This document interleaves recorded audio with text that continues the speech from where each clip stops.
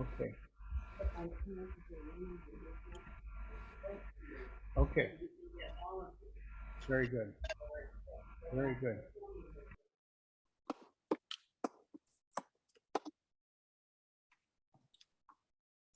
Okay. It is 10:59. Wow. And we're about to start. Everybody ready to start?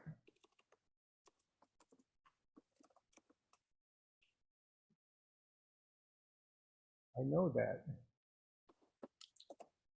Just trying to get back to Zoom. Okay, there we go.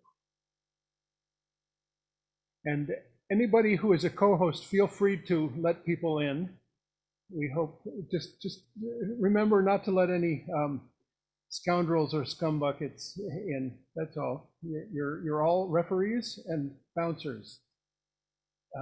And there's already a mess of people here, and allowing more in, and just getting started here.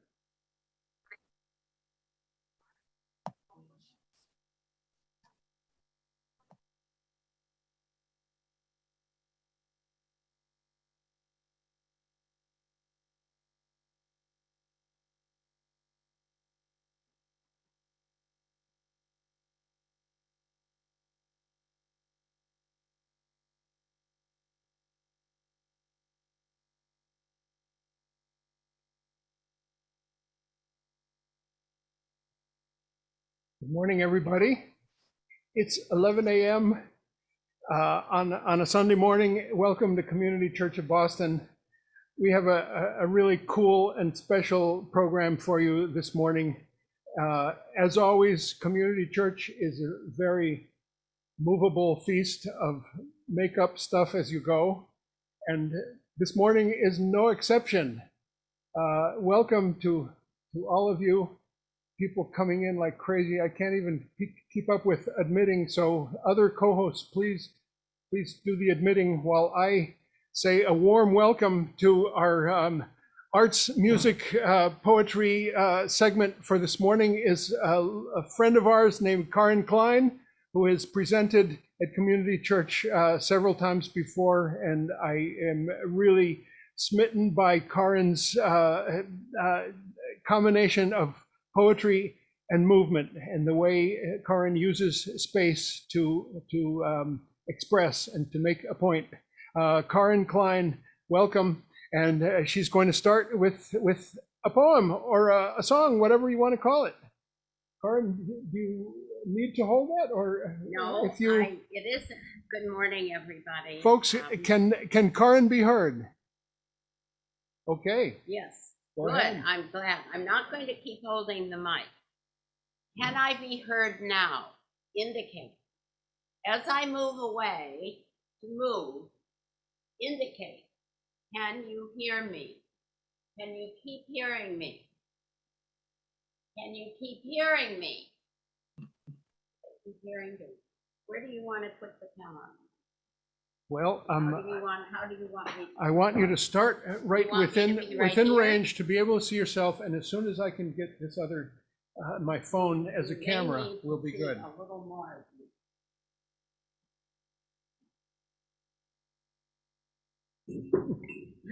And switch it over to, let's see, the other Dean Stevens spotlight.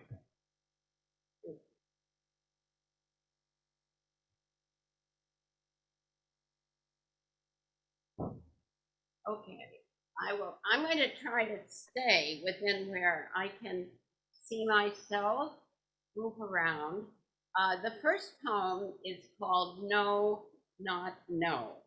You should know that if it were on a page and you were reading it, it would be KNOW-NOT, KNOW. So it's about a natural phenomenon that occurs very frequently in the sky and also in aging hominids. like the bipedal mammals that we are. It's a playful poem about a very serious subject. No, not no. Slippery cloud cover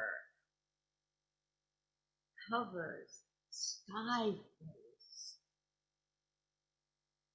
breaks in the peek a boo, peek a boo, peek a boo, boo sun.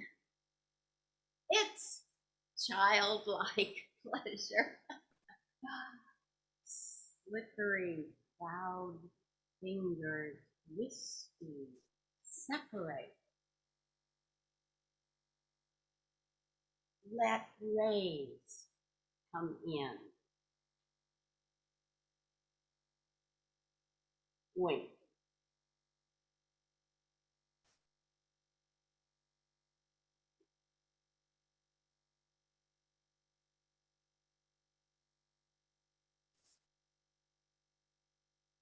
Old minds. Cloud over. No. Behind the clouds, something present hides, plays games, hide and seek and seek and seek and seek and seek and seek. Convoluted search. The search, the searcher, the search, the searcher, the search, the searcher. The searcher is the search. Names keep hiding. Where? Where? Where? Where? Where? Where? There. In dreams. We know that old man.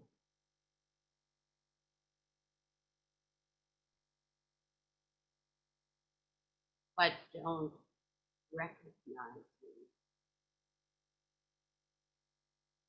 Knowing.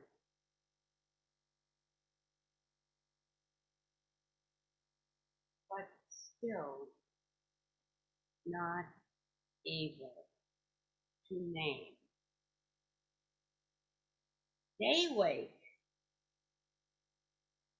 Dream story. Collapse together into no, no, no, no, no.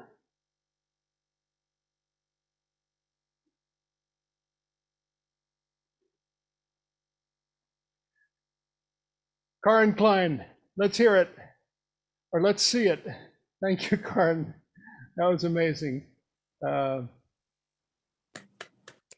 right,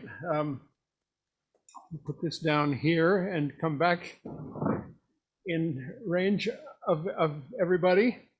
I want to start by lighting a candle, but I can't find the candle, so it's going to have to be the flashlight on my phone. This is our candle for this morning, and we light this candle for folks that we've lost. I think in particular of two luminaries of the acoustic music scene that I'm part of in Boston. One was named Scott Alaric. He was not only a folk singer himself, but also a teller of the tales of the folk world. And we lost him. He was author and voluminous chronicler of folk performers and folk performances, and a biographer. You can find right now some of his work if you tune into WUMB, they're playing all his folk stories that he's told over time. WUMB is UMass Boston's program or radio station. The other one that we lost is named Bill Staines. And if you'd like to hear my favorite song by Bill Staines, tune in to this same link this Friday. We're starting a new series which is called Winter Fridays, and it's every night a concert, a different performer. We started this past Friday night with the duo Magpie, and it'll go all the way through the winter and into March, and seeing how it goes, we'll continue it forever. It's a nice hang with a bunch of folk people and a performer or two. Winter Fridays, Community Church's link, either the YouTube link or this Zoom link. So I'll get that out of your face right now and pretend that it's still burning. So we remember Scott Alaric and Bill Staines in the folk world. If there is in the future someone else that you would like to remember and talk about, just let us know in advance, and we will give you that space when we light the candle. It's also a moment for joys and celebrations. And I want to just share one celebration, I think. And I tell you why. Because Bob Datilio, who passed away about a year ago, was the Sacco and Vanzetti scholar extraordinaire. He was instrumental in 1971 or so in getting us that plaque that is behind us. If you can't read it, it is the quote from Vanzetti soon before they were executed in 1927. And it's a famous plaque. The author is kind of an infamous guy named Gutzon Borglum, who did that travesty of a thing called Mount Rushmore. And the Confederacy statue on Stone Mountain in Georgia. But this one was to Sacco and Vanzetti, which is a strange thing. Anyway, Bob Datilio passed away a year ago. We thought we were, as part of the estate, getting his Sacco and Vanzetti papers and books. It turned out that we were getting his entire library of books, and he was a voracious, voluminous collector, dare I say, hoarder of books. It was a two-family house that was loaded with books every room. And we have them at the church. And maybe I'll spotlight to show you a little part of them that we are displaying as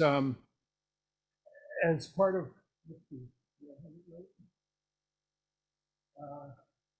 We are showing myself, so I have to show you.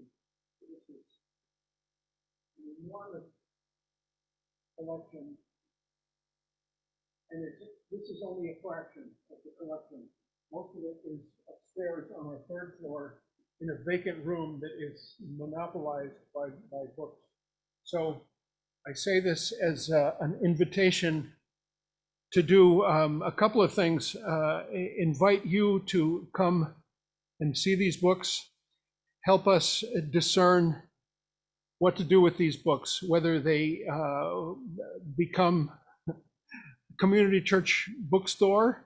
It's been truckloads that have come here, and we're not done yet, and we're still processing them out of boxes.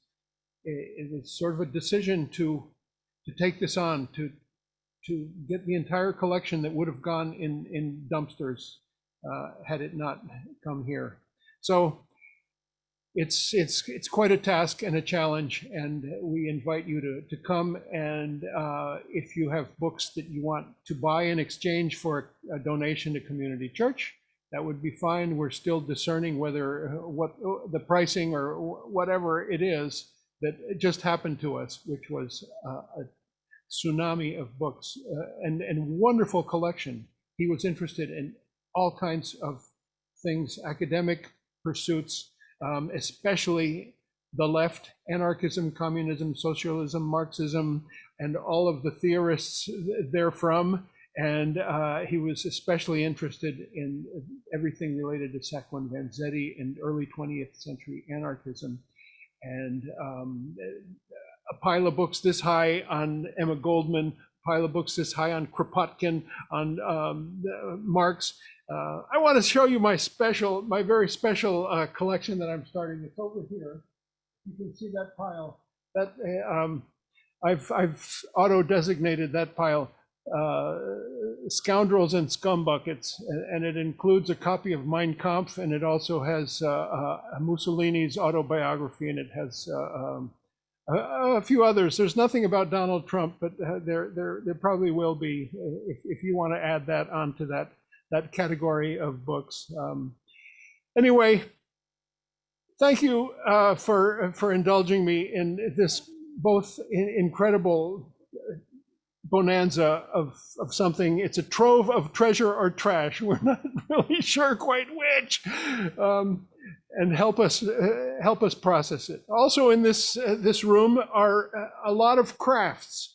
These are sewn items from a village in El Salvador that I love to visit. It's called Teocinte, and this is a huge collection also of what mostly lives in my basement, but that I also sell at farmers markets in the Boston area during spring, summer, fall. But now it lives here, and we've been holding Zoom bazaars. Zoom bazaars are every Monday, Wednesday, and Friday at noon, this same church link, where you can get a closer look at some of these things, different purses, backpacks, laptop cases, oven mitts, placemats, wallets, money purses, you name it, embroidered shirts, Zoom bazaar, or else come in person live and join us here at Community Church during the week if you'd like to have a closer look at what we've got inhabiting this auditorium while we're still in this sort of COVID hibernation. I want to tell you finally about some things that are coming up at Community Church. This coming Friday is a holiday celebration with those legendary luminaries of the Boston folk scene, Lorraine and Bennett Hammond. We will be at their house, and I'll be joining them on a few numbers. And after that, on the Sunday, next Sunday, that would be Reverend Irene Monroe. You've heard her on the WGBH podcast. It's called All Revved Up. It's two African-American ministers who are filled with anger and joy and gratitude. It's a wonderful thing. Reverend Irene Monroe will be with us. And the music that day will be pianist Beatrice Green, who is our newest member. She has been coming and playing, maybe you can see it in that little one, our beautiful piano, and we're going to have it specially tuned for her to play on that day, next Sunday. You can look on our website to find other future events. We have a newsletter coming out that will cover January, February, and March. Also, I'll mention to you on the 11th of January, one of our favorite beloved presenters is named Mazen Kumsia. Professor Mazen Kumsia is the founder and director of the Palestine Museum of Natural History in Bethlehem.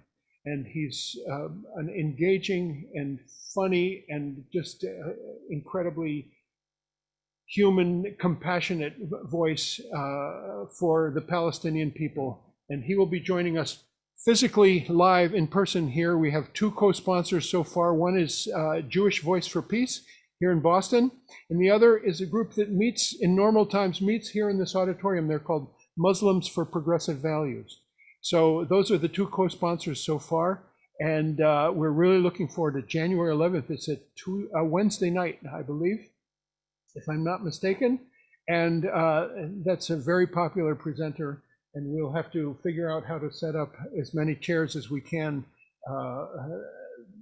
beside all of these books. Enough from me and Community Church announcements. I want to bring back Karin to do some more poetry and movement on some of them. And I will spotlight my phone again, and we will see Karin once more. Take it away, Karin. May I sit here? Sure. This is great. This poem is too long to do solo movement to. I'm wondering, I don't see myself. Am I here? Yeah, I just have to spotlight my laptop once more. There you go. Okay. Okay, here I am. I am reading a poem that's fairly long. I'll read it a bit slowly. I know that some of what's going to be talked about this morning is shelter and the importance of that, family, the problems with that, immigration possibly. I'm really a birthright Unitarian, not because I was raised that, but because I was born into a family with a Christian Lutheran fundamentalist mother and a humanist Jew father. I was closer to my father's Jewish family because they lived in the same small town, was small then, Fargo, North Dakota. In the 1930s and early 40s, it was odd for people to marry across religious lines. Now it's very normative. It wasn't then. This poem is called Raspberry Patch, and it's about my Jewish grandparents' home, what went on in it, and something about their immigration issues.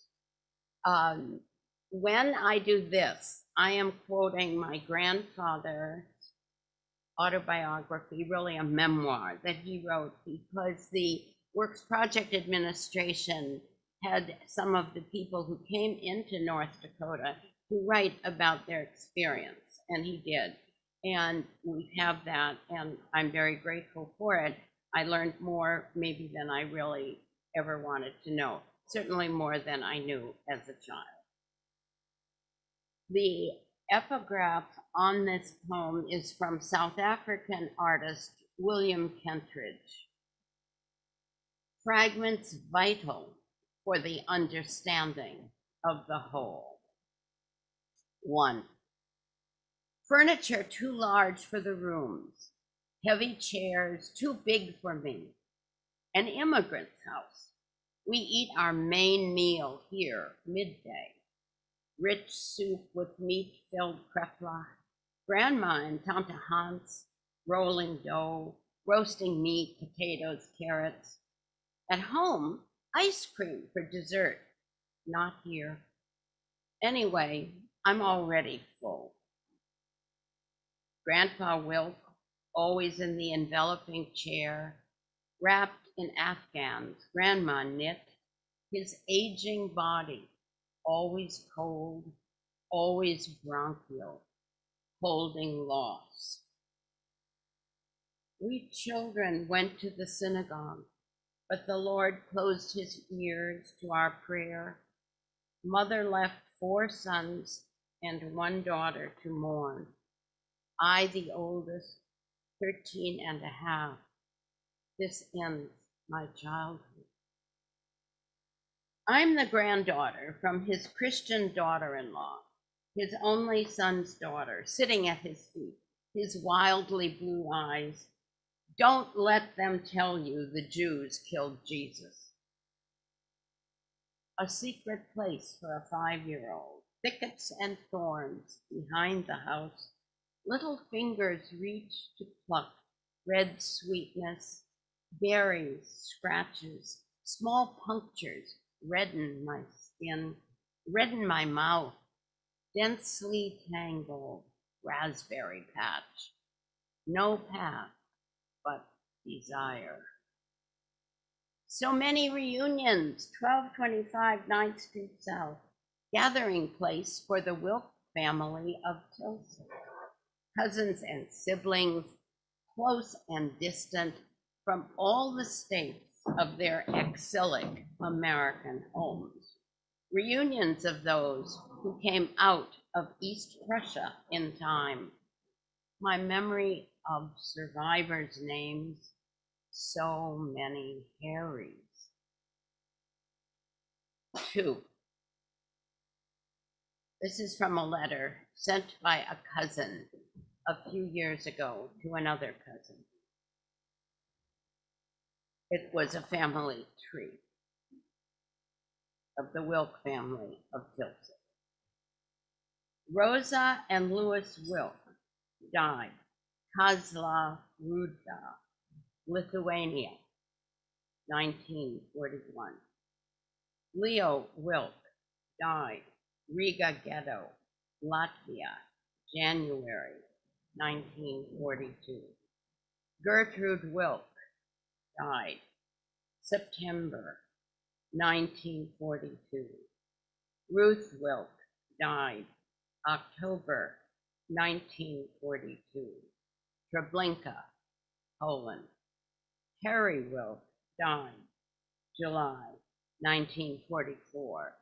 Theresienstadt, Czechoslovakia. Too many relatives come to Fargo. Overwhelmed by adult multitudes, my tantrum exiled to the garden with a flower whose fuchsia blossoms on different strands wave a bit with breezy motions, fascinate me, motionless, absorbing their color and their hang. Flowers that bloom down, not up. Staring at them calms me. Grandma Wilk says, bleeding hearts. Treasure from Tilsit, a cloisonné teapot, inlaid flowers and bluebirds. My make-believe parties with that teapot. Their early days of marriage. We lived like two doves in a nest. Henrietta, a bride at 19, calls the bluebird of happiness. Her older husband, always at the store. My beautiful dove was compelled to be alone. Is it a wonder she began to be nervous, began to worry about her relatives and friends left behind in Germany? They named her condition nervous prostration. I should have known better than to take an almost schoolgirl out of a foreign country and bring her here where everything was foreign to her. We began to seek medical aid. The bluebird of happiness stayed in the teapot. 3. Most often dropped off to visit grandparents, this ritual, by myself, listening by the Victrola. Little Red Riding Hood could recite every line, make myself sit still until the better to eat you with, my dear, shrieking, race to the kitchen, to Grandma's arms.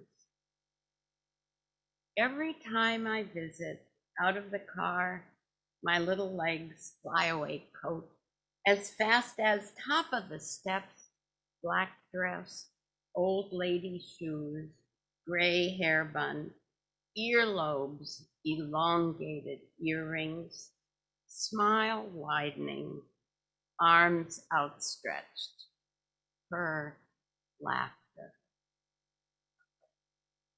Thank you.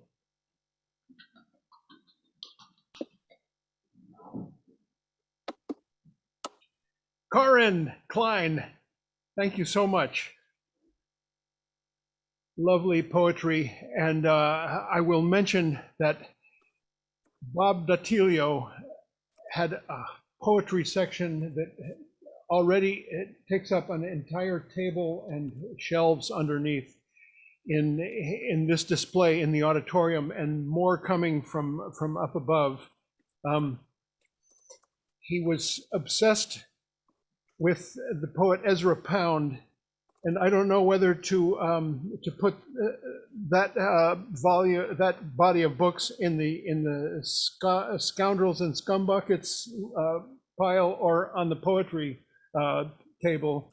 I don't know much about the guy, but that's above and beyond and beside the point. I want to celebrate something, which is that our presenter this past spring Danziger is out of prison. He should never have been in prison, but we were really blessed to have him speak on a Sunday, and he was jailed. Find out more about his case if you don't know about him. He successfully sued Chevron for many billions to clean up the horrible mess that they made in the Ecuador and Amazon. The other sorrow is that there's another poster over there that is about Julian Assange, and that he was just decided that he could be extradited to the United States, which doesn't sound like a good thing, and it's another horrendous case that should never have gotten to the level that it is now. So I will mention those two joys and sorrows and ongoing struggles. We move on to our program today, which is an incredible joy that we have folks from both Encuentro Cinco, which came to live in our building and occupy a tiny office, but that's just a little piece of the treasure. The real treasure is the human beings that are part of Community Church now that came from Encuentro Cinco. Two of them are our officers of the board of directors, Charlie Welch, president, and Sandra Ruiz Harris, treasurer. And then there's Seren and Kira, and so we are blessed to have these folks, and we've been collaborating on some of these Zoom calls as far as co-sponsorship and helping get the word out on different wonderful events that they have hosted, and our events that we host both on Sundays as well as on occasional weeknights. So I want to welcome Shelter in Solidarity as well, and Mark and Joe and Kira and all of you. Invite you to take over the program and go as long or as short as you wish to, and make up the format as you go. It's all yours until you're done, and then we'll finish out with Karin again, and then we'll have some questions and answers, and we can take as long as we want or as short as we want. So right. Shall I unmute? Go ahead, Kira. Is the floor yours? Thank you, Dean. Yes. Hi, everyone. It's great to see so many familiar faces. And yeah, I'm a community member of Encuentro Cinco as well. Well, my name is Kira Mudliar. I'm also a proud graduate of the Community Church of Boston's Justice School, as well as a member of the Shelter in Solidarity Collective, which is a bi-monthly live web series based off of the East Coast of the United States, which engages speakers, activists, and scholars from across the globe, the global left specifically. And I'm really happy to introduce our speakers and activists today. Specifically, I'm happy to introduce our person leading our conversation, Mark Soderstrom, as well as the wonderful scholar and activist, Sophie Lewis. Just a little bit about Mark and Sophie before I hand it over. Mark has been many things in his life, including a professional blacksmith, a carpenter, a labor organizer, as well as a musician. He is now an associate professor in the work and labor policy programs of SUNY Empire State College, and he has published works on labor history, the history of science, oral history, neoliberalism, and speculative fiction. And our theme speaker today, Sophie Lewis, is a writer, educator, and feminist, utopianist living in Philadelphia, although originally from the UK, Germany, and France. Sophie has degrees in English literature and environmental science, political science, and a PhD in human geography.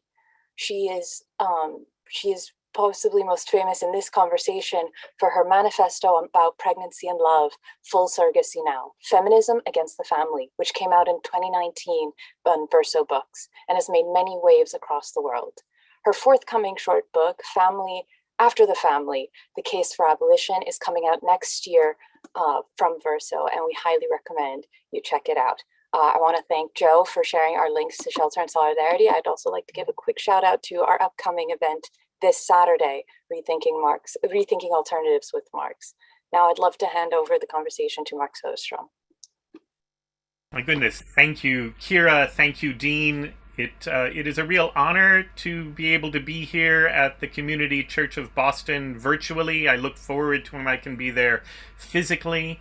It is also a real privilege to have the opportunity to talk to Sophie Lewis. I have the good fortune to be able to talk to Sophie Lewis for a time one-on-one this morning to sort of set some of the ground. But before too long, we will try to open this conversation to everyone who is here and present. And with that, perhaps to step right in. Sophie, I'd sort of like to open with this idea of abolition. We're living in a time when the word abolition has returned, and that's really exciting to many of us. It has a wonderful history, a wonderful meaning, and it's amazing to begin to think about talking about debt abolition and prison abolition and police abolition.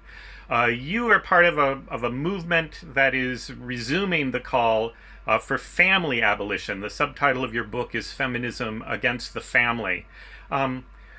Would you discuss a little bit about what that is in particular and why people who might support other abolitions might find the idea of family abolition unnerving or scary, but why you think that this concept of family abolition is vital to a larger social movement?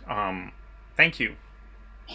Thank you. It's really great to see you, Mark, and I always gain so much from conversation with you. I will dive in immediately, but I'll quickly just say thank you to Encuentro Cinco and the Community Church of Boston and Shelter and Solidarity for this invitation, which is essentially the first occasion for me to speak about my new pamphlet, which arose from a desire to understand more what family abolition might mean. Because the somewhat unexpected, notoriety and to some extent success of full surrogacy now led to somewhat of a demand for such a clarification. So I very much hope that I will not for much longer be one of the very few voices talking about this, and that I will shortly be joined by many, many other experts in this kind of resurgence. Although I am also even now not by any means the only person speaking about this, but yes, family abolition is a really upsetting phrase for many people, and I don't really exclude myself from that. And I want to be really upfront about that and say that the scariness is very much real, valid. It's not something that family abolitionists somehow don't feel, right? That the scariness is part of the point, and it's not to be denied. Even people who have had absolutely terrible experiences of the family and of the private nuclear household, as some Marxists or Marxist feminists would refer to the structure more specifically. Even they or us don't necessarily feel any kind of desire for a positive supersession of the family as an organizing structure of society and the world. There's no obvious correlation, between hating your dad, as the conservatives would explain this politics, and espousing a sort of a utopian or perhaps, depending on how you feel about the word utopian, we could go into that as well and talk about what it means. But to stick to the sort of horizon of a socialist collectivism, or a communist sort of horizon of some kind, with a small c, I would add. There's no, you can come at it from any position. This is just a small disclaimer I thought I'd put out there. You do not have to dislike your biological relatives or the people who you share a space with and consider kin by any means. You do not have to abandon them. On the contrary, it's kind of the exact opposite of that. So on that note, what is abolition?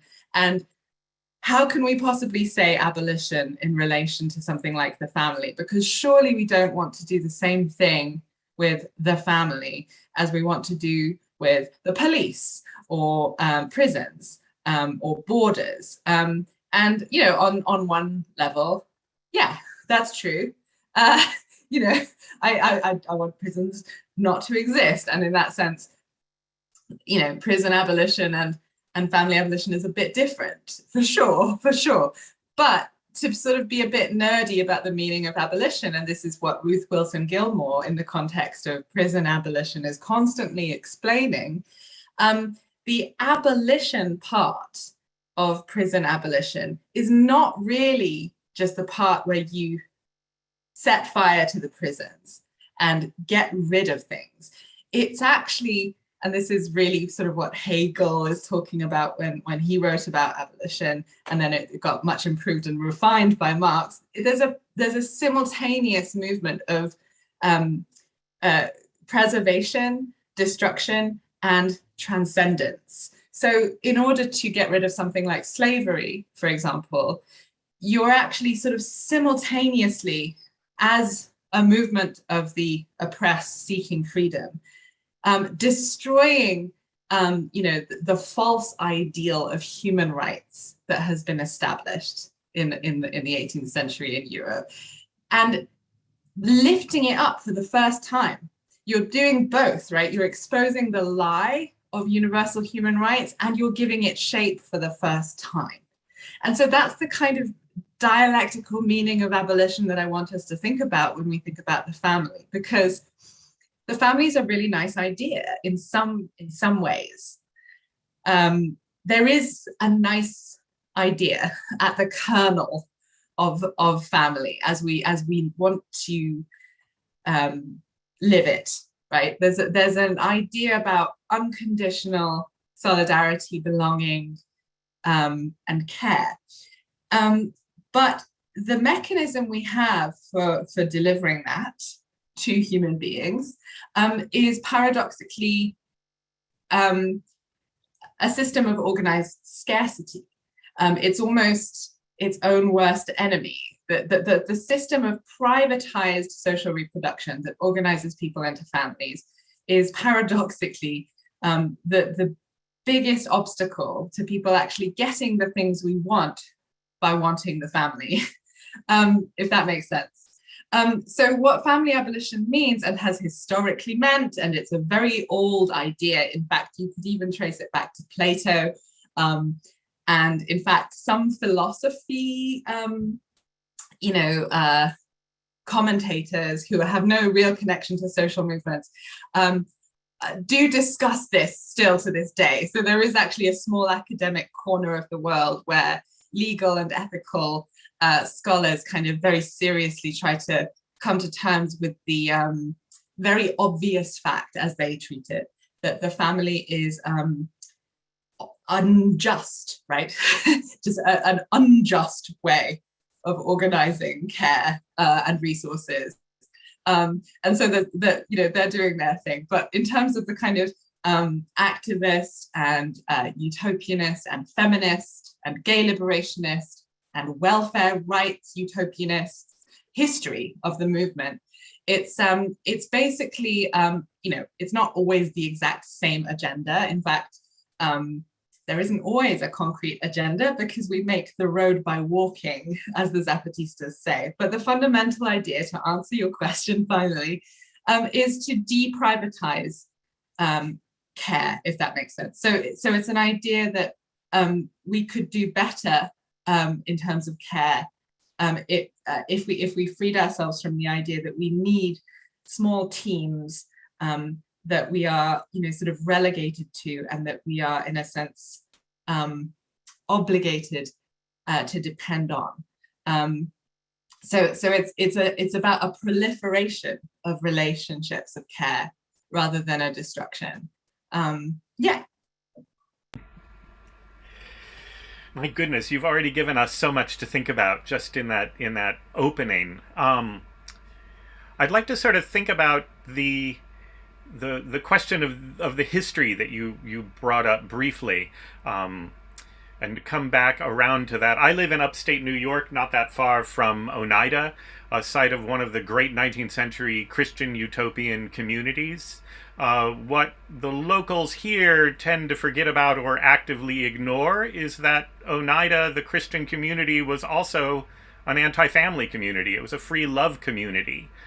John Humphrey Noyes, in certain respects, is a pre-Hegelian in what you're talking about, believing that what he wants to bring into existence is the universal social family, a universal idea, and he is very skeptical that that universal family can exist alongside the privatized marital family, and so that founds the grounding of Christian anti-family or family abolition for that colony, which then later in the 19th century is rather infamous, and why we love the idea of Oneida China. Perhaps we don't like the ideas of the Oneida colony that gave us that to start with. Could you discuss some of the other hidden histories of family abolition? What do you see as sort of the forerunners of the current politics of family abolition? Great, thank you. I have, got a very quick whistle-stop history, potted history of family abolitionism, and I won't try and cover this here, but the subheadings that I sort of decided on fine in the end were Charles Fourier. Excuse me, I did grow up in France, so I kind of find it hard. Charles Fourier and the Fourierist communes of the 19th century in France. So this was, so that's number one. This was a utopian socialist, extremely fascinating, contradictory, imperfect, flawed, kind of bananas vision by a silk merchant turned, engineer of the future, Charles Fourier in France, who spawned a movement of phalansteries and Fourierist communes, which existed. I mean, places like Oneida are very much in this tradition, and they largely came to a halt and petered out in the 20th century. But that doesn't necessarily mean, in my view, that their vision should be consigned to the dustbin of history straightforwardly. We don't yet know. So that's number one, and then number two, I have a chapter on a section on the queer and maroon 19th century. And what I'm trying to do there is trace an argument about the insurgency against the family that was carried out by captive people transported to the United States and enslaved, which is a really interesting history. We are increasingly getting lots of books about this, on the history of the imposition of marriage on freed people in the United States. So there's a varied history there that I go into this a lot more in my third chapter, because there are subtleties here about imposing a framework of family abolition on traditions that may not have used that exact terminology, but nevertheless, there is a history of abolishing the family from the outside, as it were, amongst the sort of formerly enslaved people in the United States. And the third thing is the Communist Manifesto. Yes, family abolition is orthodox Marxism in this sense, I insist, much as there has been a rather concerted attempt to kind of forget that part and, scrub out those verses in the sacred text, on the left. But we can circle back to that, because no doubt there's a bit more familiarity with that in this room, I imagine. The fourth thing is Alexandra Kollontai and the Bolshevik experiment. And Kollontai is another very sort of ambivalent figure. This is a bit of a theme. I believe quite strongly in not doing hagiographies and not erecting heroes for ourselves. Even Sacco and Vanzetti, although I'm delighted at the fact that this congregation has them as their sort of informal patron saints. But Kollontai is someone who has an extraordinary role in envisioning a truly utopianist sort of post-familial communist future, but then also kind of abandons that utopianism and serves Stalin very kind of unquestioningly for the rest of her life and survived the purges. Not that, anyway, I will stop rambling, but Alexandra Kollontai had incredible theorizations of what she called red love and the sort of urgent imperative for proletarian revolution to include liberation from the family and from the private nuclear household. But then I skip many years, 50 years, and I carry on with Shulamith Firestone, who is one of my deeply adored problematic faves, the sort of Jewish Chicago, New York artist, painter, and sort of self-declared founder of the women's liberation movement in America. She was not the most modest of personalities, but she was indeed a visionary theorist who changed the world with her one, sort of flash in the pan text, The Dialectic of Sex, after which she sort of retreated rather tragically from organizing, from the stuff of politics and the mess of politics, and she had a very sort of tragic rest of her life. But for that moment where at the age of 25, she sort of held forth the imperative of abolishing the family as feminism, and explained why feminism had to abolish the family and not simply reform it. There is much, much, much to say, and I have written several times and spoken several times, sort of grappling with Firestone over the last few years, because she has so many sort of extraordinary and timely and infuriating and wrong things to say all at the same time. And then finally, I have 3 sections on gay and lesbian and children's liberation. Now, children's liberation is certainly a phrase that we hear very seldom nowadays, perhaps even less so than family abolition.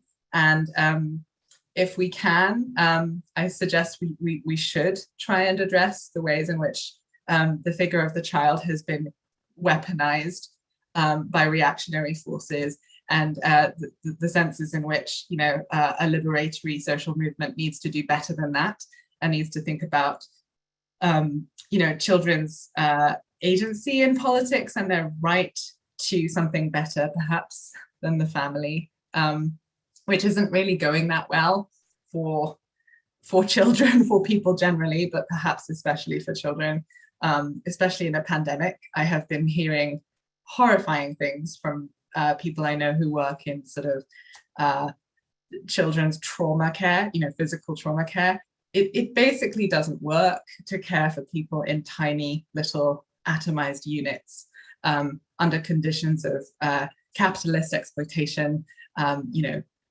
border and racist oppression, and pandemic isolation on top of that, and people get hurt.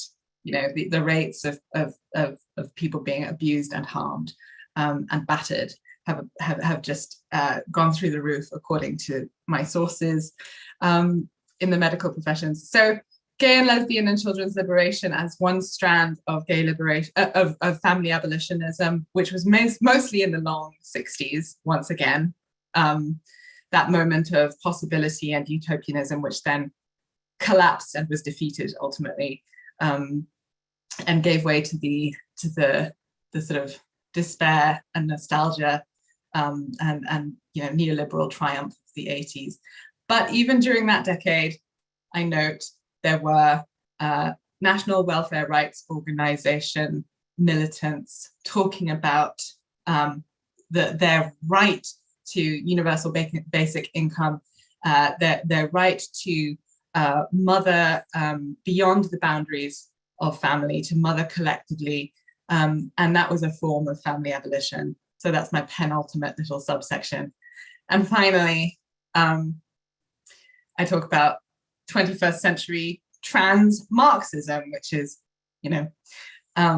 the small cluster in which I count myself and the authors of a fantastic anthology edited by Jules Joanne Gleason and Ellie O'Rourke, Transgender Marxism. What is transgender Marxism other than a recipe for Tucker Carlson to have an aneurysm? It's a kind of, if you like, a name for real Marxism. One might say, I almost want to resist the question of what it is per se. It's not, of course, you can have many answers to this. You can say that it's a sensibility within Marxism to the ways in which constructs like naturalized gender are a product of capitalist relations of production and distribution and exchange. So, we need to think like Marxists when we interrogate things like, the deprivation of entire populations, of, healthcare around self-fashioning and hormones. And we need to think about, as Marxists, when we think about the very sort of policing of the gender binary, and we need to think as Marxists when we think about children and their right to, control the means of their own, corporeal flourishing and sexual reproduction. Their right to be collectively, empowered with medical infrastructures and infrastructures of care and nurturance of respect that are crucial to survival in a world that ultimately doesn't currently allow trans people access to labor markets, except very, very, very small segments of labor markets. So trans Marxism is the kind of banner under which I put the final section. It's us, it's me and Michelle O'Brien, who has written an extraordinary history of family abolition in Endnotes Journal, and it's Gleason and O'Rourke, and it's a cluster of others, and we are doing our best. And I think there has been a certain revival of interest.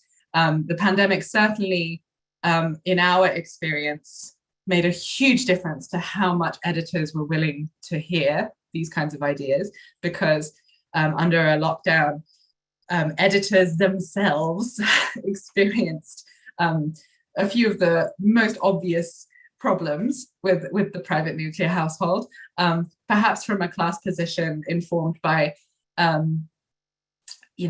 feeling the loss of a nanny or a cleaner primarily, but nevertheless, there is a way in to talking about the contradictions of the family as an ideology of sort of autonomy and universality, which, paradoxically, or perhaps, necessarily, is always going to exclude and marginalize and under provision and even sort of crush many, many, many people, many of us, while simultaneously actually not really serving anyone as well as one might dream of. So yeah, thank you so much, Suren, for putting all the links that I'm mentioning in the chat. That's great work you're doing, and thank you all for for bearing with me while I talk about these perhaps alien or perhaps familiar to you, certainly a little bit disconcerting on a Sunday morning kinds of ideas. So the history is there. I hope, Mark, I've laid out, and we can delve into whichever of them you prefer in greater depth. Yeah. Oh, it is. It's lovely. Again, such a rich treasure, right? I will say that I had the very good fortune to take the Brooklyn Institute of Social Research class on Shulamith Firestone with Sophie Lewis, which I hope you will offer again, and I would encourage anyone here to sign up for. Because it's well worth it, and I'm hoping that someday you'll offer a class with Colin Ty, or perhaps Fourier. It's lovely to hear you bring Fourier back into the conversation. His ideas about childhood, I remember, sort of inspiring me. I always found it wonderfully amusing that Fourier solved the issues of who's going to clean the sewers and do the dirty work in society by saying children love to play in the dirt, so of course they will be our sewer cleaners. That wonderful sort of optimism of the utopian movements, I think is something we lose, and we lose at our peril. And the joy of the left is too easily lost at this moment. I mean, I think I'd like to sort of come into the American context, because we have sort of specific issues that you've brought internationally, but in the American context, the family has sort of a special kind of role and politic, right? When we think about the family politics of the United States, we often think about Moynihan, the infamous Moynihan report. And Moynihan, tells us that the solution among marginalized groups to poverty is strong families and education, right? And I think while much of the academic left has taken Moynihan to task, I think that his report is seductive to a large number of people who accept this idea that family is the way out of poverty, the way out of struggle. Could you sort of address why you think that that's not only totally wrong, but immensely harmful? Yes, thank you. That's really one of the central issues that drove me to attempt to write this kind of clarifying pamphlet, because it was not necessarily something that I addressed sufficiently in my first book, because it's huge. When I started coming out with abolish the family type discourses in some of my most treasured organizing and activist and scholarly contexts, some of my comrades were sort of like, how can you possibly say that in a context where we are fighting for our lives against the state? The Black family needs to be understood as a form of resistance against the racializing state, and so does the migrant family, to the extent that it makes sense to talk about any of these things like that. But you get what I'm saying. So thank you for bringing it up. It's certainly been one of the major tasks I've set myself for this piece of writing. So what I would say perhaps first is that the Moynihan report made some points that are actually made across the political spectrum. Liberals and conservatives alike make these exact points about the necessity of the private nuclear household, basically along a heteronormative, if not necessarily heterosexual kind of mode. In the 60s, gay liberationists used to talk about straight gays. That terminology has somewhat disappeared, but the point essentially used to be that there are ways of doing family that via a kind of procreative, marriage-based discipline, reproduce a hetero logic, even if it happens to be, two people of the same sex. So what Moynihan was saying is that the way to be human and the way to participate as a productive member of American society is to do this form of life. And if you don't, you are suspect. You're a little bit threatening. to the national and the patriotic and the civic project of America.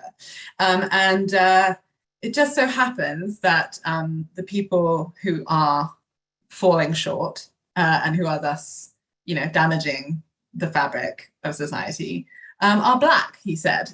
So it's not really, I don't want to dwell too much on it, but that document is obviously massively white supremacist and pathologizing. It talks about the matriarch-headed Black family as a tangle of pathologies. So, horrifying document, a state policy, a state, statement of the unruly, threatening, pathological, to blame for its own poverty kind of character of Black social reproduction. So, as you say, and as Tiffany Latabo King has kind of narrated in a really wonderful essay from a couple of years ago, a lot of the left and a lot of the Black left and a lot of Black feminists and have taken this report to task. But what if, Tiffany Latabo King suggests, and I want to suggest, it's a bit of a trap to allow the Moynihan report to set the terrain for us, because when the Moynihan report says, there's no such thing as the Black family, but there should be, Black children wouldn't be so, criminal and poor if their parents bothered to marry properly and have jobs. In response, we're tricked into saying, hey, no, there is such a thing as the Black family, and it's really dignified and good, and that's the only thing we say. And I'm very aware that me saying this is a little bit, it's difficult. It's more difficult than my mentor and friend and comrade Tiffany Latabo King, doing it. However, I think we need to be able to talk together about these things. So what King says is that, there is a whole tradition of radical Black philosophers, including Hortense Spillers, who, in a certain sense, say that there's no such thing as the Black family. And when we get too sucked into contradicting Moynihan's anti-Blackness, we get tricked into a sort of slightly conservative position. And she talks about all the scholars who got really sucked into digging into the archive of slavery and the archive of that history and finding a dignified Black family, and then expressing that and saying, no, look, even under slavery, Black people did the family, and thus, there is dignity there, right? Sorry, I don't want to belabor the point too much, but you understand the problem here, that there is a sense in which it prevents us from going further and dreaming bigger and doing something other than sort of fundamentally like reacting, to a disciplinary statement. So, okay. At the same time, for racialized and, racially persecuted populations, the family is, the haven in a heartless world that we know it as Marxists, and it's that's not something that any family abolitionist worth her salt would ever deny. That is the situation we are in. And there are immense kind of infrastructures systematically attacking non-white kinship and removing, children from indigenous communities, imprisoning them, not too far from where I live in Carlisle, Pennsylvania. There's a mass grave with the kind of bones of prisoners of war that were children, essentially, the stolen children that the American state took and sort of imprisoned in a school in order to re-educate them and make them Americans, kill the Indian, save the man, which sort of became a softer policy after settler colonialism had really entrenched itself and became a policy of sort of humanitarian outreach and uplift.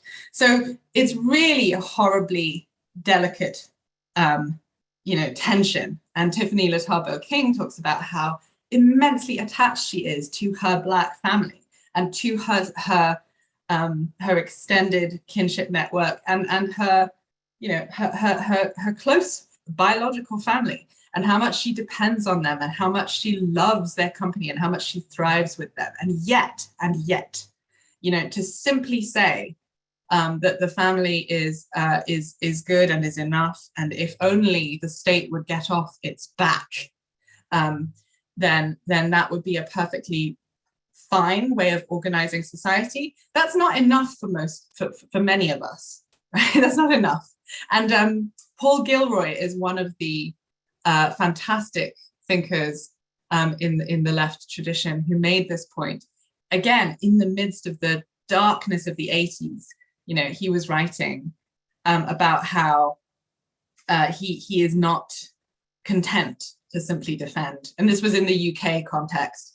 He's writing about how he's not content to simply defend the Black family against the dehumanization of the police and against the dehumanization of white society, because he wants us to remember that there are different traditions with other trajectories. So, when when people were freed from slavery, there was this hope on the part of the American state that their problem would be incorporating all these new Black married couples into American society, and so initially the concern was, ooh, do we want Black people to have the family?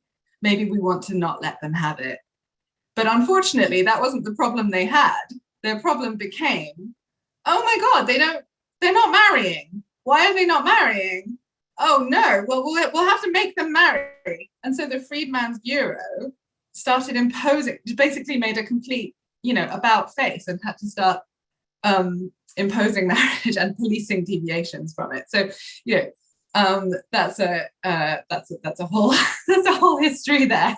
So there is a different arc. If you take that history as your starting point, you can see that there is a horizon that isn't about defending dignity of the family, but is in fact about rejecting it in the first place and saying, no, we have better horizons than that. And there was a Black feminist in 1970 writing in a beautiful anthology by Toni Cade Bambara that the family is a white institution, and the family is an ideology of work. And even though in our Black nationalist circles, with our Black nationalist comrades, there's a huge emphasis on making babies and being families to show white society how wrong they are about us. She is saying, no, reject that, it's a trap. The family is oppressive also for us, also for us Black Americans, right? Okay, I'll pause. And yes, just to say for the chat, Shulamith is Tirsa's sister. That's right. That's right. Yes. Yes. Sorry. Carry on, Mark. Thank you. Oh. There are so many issues there, and I am so looking forward to it. I hope that we can pick that up again in the sort of larger question and answer and discussion that we will be moving toward.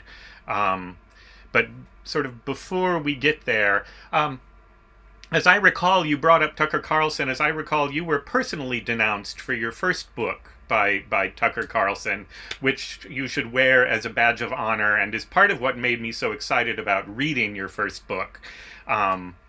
But he does, I think, sort of tap into and play successfully on that sort of fear, right? The fear of the loss of the refuge that you mentioned. I think for Tucker, it's refuge from the state, but for the left, it is refuge from capitalism, right? And that we sort of see the fear that the loss of the family is going to lead us into this sort of Atwoodian dystopia of The Handmaid's Tale. And I think we're seeing this more as the Hulu series has come up, as people are now using the handmaids' costumes at protests, both, Supreme Court protests and anti-Trump protests. But you have some lovely choice words in various of your writings for The Handmaid's Tale. And I think it's worth sort of addressing The Handmaid's Tale to sort of separate yourself from that as a politics of family and surrogacy that is popularly known out there. Does that make sense, the way I framed that? Okay. Yeah, thank you very much. I mean, I did go through a period where I had such a bee in my bonnet about the Handmaid's Tale franchise and the way that it became the go-to, imaginary world and to sort of do feminism with. And I do hope that I have slightly moved on from constantly griping and grousing about The Handmaid's Tale, but I appreciate very much this opportunity to revive that endeavor. So basically, and I wrote a review of the follow-up, which she wrote so many years later, called The Testaments, which kind of extends the argument about Gilead, the dystopian society that Margaret Atwood puts forward in the original, and which implicitly, when feminists dress up in the red robes, they are kind of saying, represents their understanding of how power works and what we are at risk of, and who they understand that we to be, and how they understand that we to function. So if you live in Gilead, which a lot of op-eds and editorials right after Trump got elected said, we do, right? This was really a huge comment, people like to make. It was hugely popular. We are literally in Gilead right now. We are literally living in Gilead, people said all the time. And I just slightly lost my sense of humor about that, because I think I've lost Mark. Okay, I'm sure he'll be right back. Okay, yeah. So the problem for me about saying this, is that there's a huge erasure of a real history that happened in this place. And of course you could say, Margaret Atwood says that. She says that all of the things that she talks about really happened. Well, okay, there is also a real problem when you sort of flatten out and de-race the history of reproductive slavery, which is kind of what Gilead does. In this society, all females are, a breeder class. Well, there's some bit of differentiation. There are some aunts who kind of fascistly, administer and organize the breeding, and there's a class of wives who are the gentry, and there's also some kind of econo wives in the original, which the Hulu series then took out. The econo wives represent proletarian women, but basically the fundamental idea is that by virtue of having a uterus, you're an underclass in this almost biological kind of animal way. And that's a fantasy that paradoxically, I think, is really fun for women in America of a certain demographic who really wished that Hillary had been elected, and who are perhaps a little bit annoyed at being taken to task for having insufficiently anti-racist politics or being insufficiently trans-inclusive, and they just wish we could get on with being feminists. And in Gilead, you would have to be a feminist because you're in a situation of fascism that has no racial component and only has a sex component. So you can have, it's almost a fantasy of non-intersectionality, because white women and Black women alike are reproductive chattel. in Gilead. So I just find this very annoying because it doesn't seem to me to be the pressing issues of our time. And to say this in response to Trump's election seems to me to be a very self-indulgent, almost utopian, I would say, fantasy on the part of white feminists. Does that make sense? There's this kind of almost wish, if we were living in Gilead, you would be sorry. As a woman with my red cloak, I would be the perfect victim. And I feel like the perfect victim right now. But this is not how things work. Class and reproductive injustice are the pressing axes, of gender oppression in America today. Not really fundamentalists with guns forcing you into shackles. Does that, that's not really the pressing feminist issue. Okay, let's move on.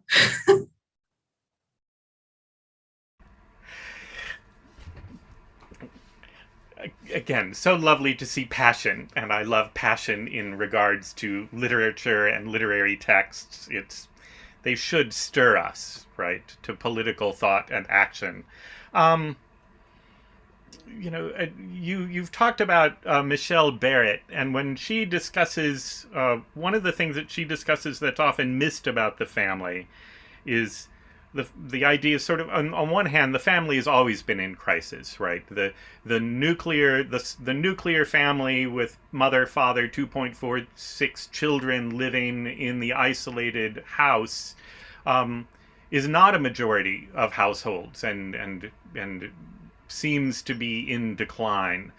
But what she points out is that the family as an ideology is perhaps even growing in its power, right? The family as a political tool becomes more and more important and it's a rhetorical tool, right? My favorite are the advocates of austerity, right? Paul Ryan was always famous for this, going, we should think about the government budget as if it's a family around the dinner table, right? The government budget is a family budget.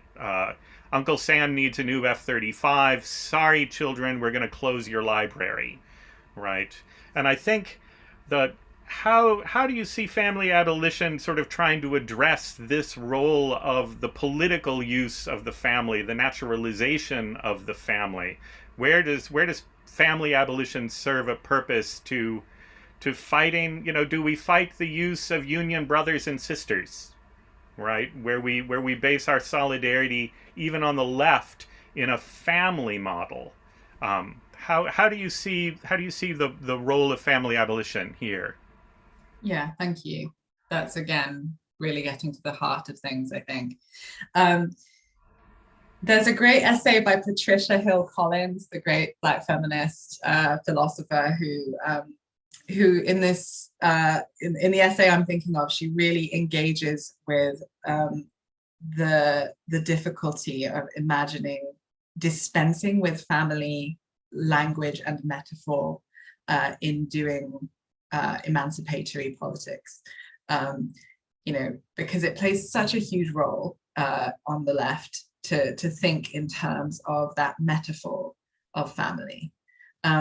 And she's a little bit pessimistic about it. She's agnostic. She says she's not sure that it will have positive effects to try and dispense with it, to try and imagine that we should wipe out of our language that impulse we have deep within us to say, you're like family to me, when we want to say that we are committed. When I say to you, you're like family, what I'm saying is not that you are likely to rape me, that you kind of blackmail me into a situation of dependence and scarcity, or that, I feel sort of trapped in intimacy with, I don't mean that, do I, right? Even though statistically, you might argue that that's perhaps what it should mean. But what I'm saying is I desire you to feel that I am non-contingently there for you, right? Like, I want to free you from that horrifying fear of contingency that we have under capitalism, that care scarcity that we have that makes us really need guarantees from somebody, from something, you know, that feels as close as possible to a respite, to an escape from the grind and the sort of the dehumanization of market relations. And you know, a lot of the socialist left has taken the family to be removed from capitalism historically, right? It's a haven away from the relations of capitalism. You know, just to say, you know, Marxist feminists and including many, you know, queer and Black scholars have been pointing out that the family is not at all outside of capitalism for a very long time. Unfortunately not, you know, would that it were so, but it's not the case. It's not the case. That's not to say that there aren't really important things, you know, happening that we need and that we can't just throw out the window in the family. But, you know, what we are saying when we are doing family abolition is, yes, as you say, we're critiquing the naturalization of that individualistic logic for reproducing the world. So Michelle Barrett and Mary McIntosh, who you mentioned, in their book, The Antisocial Family, written in 1991, they go really hard on this point, and they expose how economically the discourse of family is actually a discourse of the individual. And then some years later, Melinda Cooper said the same thing. So paradoxically, there's this way in which the statement of sort of collective, seemingly collective values, right? The family, that's not one person. That's, you know, that's a nice thing to stand for. Who could possibly not stand for the family? That's, you know, people kind of looking out for one another. But actually, at the economic level, what that's doing is ensuring that, you know, only people, a very small number of people are responsible on their own, without public, let alone common support for reproducing people and predominantly labor power for the market. And the chauvinism of the family, which makes, you know, households automatically kind of competitive, because it's a bit of a struggle for survival here. You know, there's no collective web guaranteeing provision, resources, care, you know, services, the necessities of life. It's almost by necessity. It's not a problem with people's minds. It's not a problem with people's souls. It's a structural problem. Families are in competition with one another, which makes them kind of chauvinistic, which makes them generate individuals who are themselves in competition with one another. And that, you know, there's a fiction at play that parents are the authors of their children, right? And that children are, in fact, something that one can say mine or theirs about, right? One of the utopian notions of the long 60s was that children don't really belong to people in that sense, and they're certainly not authored by you know, one or at most two people in that sense, right? So that there's a lot of possibility there for breaking the naturalized sense that you know, a person is made by just one or two you know, authors or intellectual property holders of that person. It is to be a family abolitionist is to say, no, we are all the holders and makers of one another. We are the makers of each other, and we could learn to act like it. Thank you. I think I have the privilege of probably talking to you for a little bit longer, maybe a couple of more questions, and then I think we'll start moving towards opening it to the larger congregation. One thing that it occurs to me as we think about changes in the family, for a lot of queer people, our families were not ever havens or sites of refuge, but rather sort of sites of trauma and guilt, and sometimes even physical and at least emotional violence. How do you explain what seems to some of us the irony that marriage has become sort of the central plank, the family has become the central plank in mainstream LGBT politics or movements? And how does this slippage occur in your thought? Yes, that's great.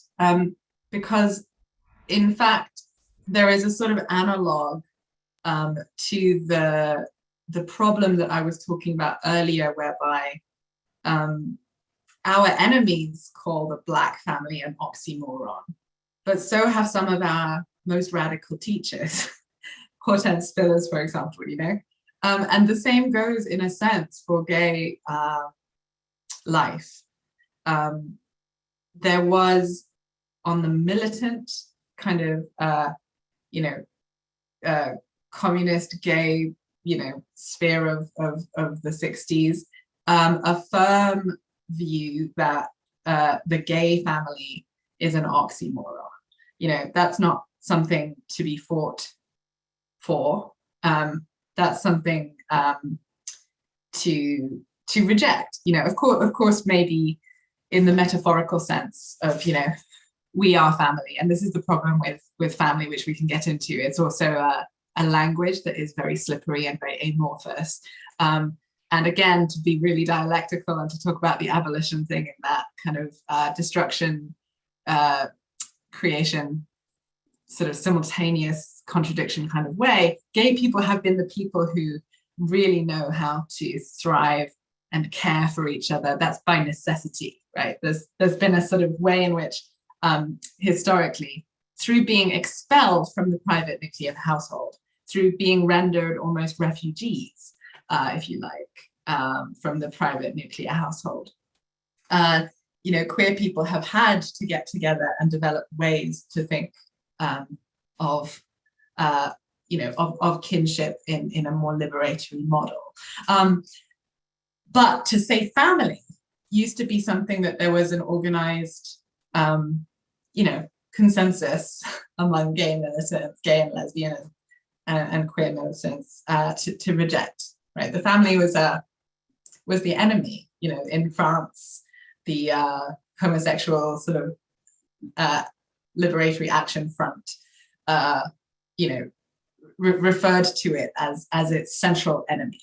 Gay insurgency on the left was predicated on destroying the family. And this was very much what Alexandra Kollontai and the Bolsheviks were, well, her alone, unfortunately. She didn't really get many of her fellow Bolsheviks on side, but that's she obviously wasn't really a gay militant, but the arguments are exactly the same for a liberation of love from the confines of private property, marriage, and so on. So the irony that you're talking about is that, and it's a tragic irony, and it's not something that I mean to just glibly condemn, because there are material historic reasons for this. But as a result of having to fight AIDS in the 80s and obviously it was, you don't really fight a disease, you fight the social powers that are making the disease a lethal wave in the world. It's not, you're not fighting a molecule or a virus, you're fighting, Reaganism and everything that is associated with it. But the gay movement basically became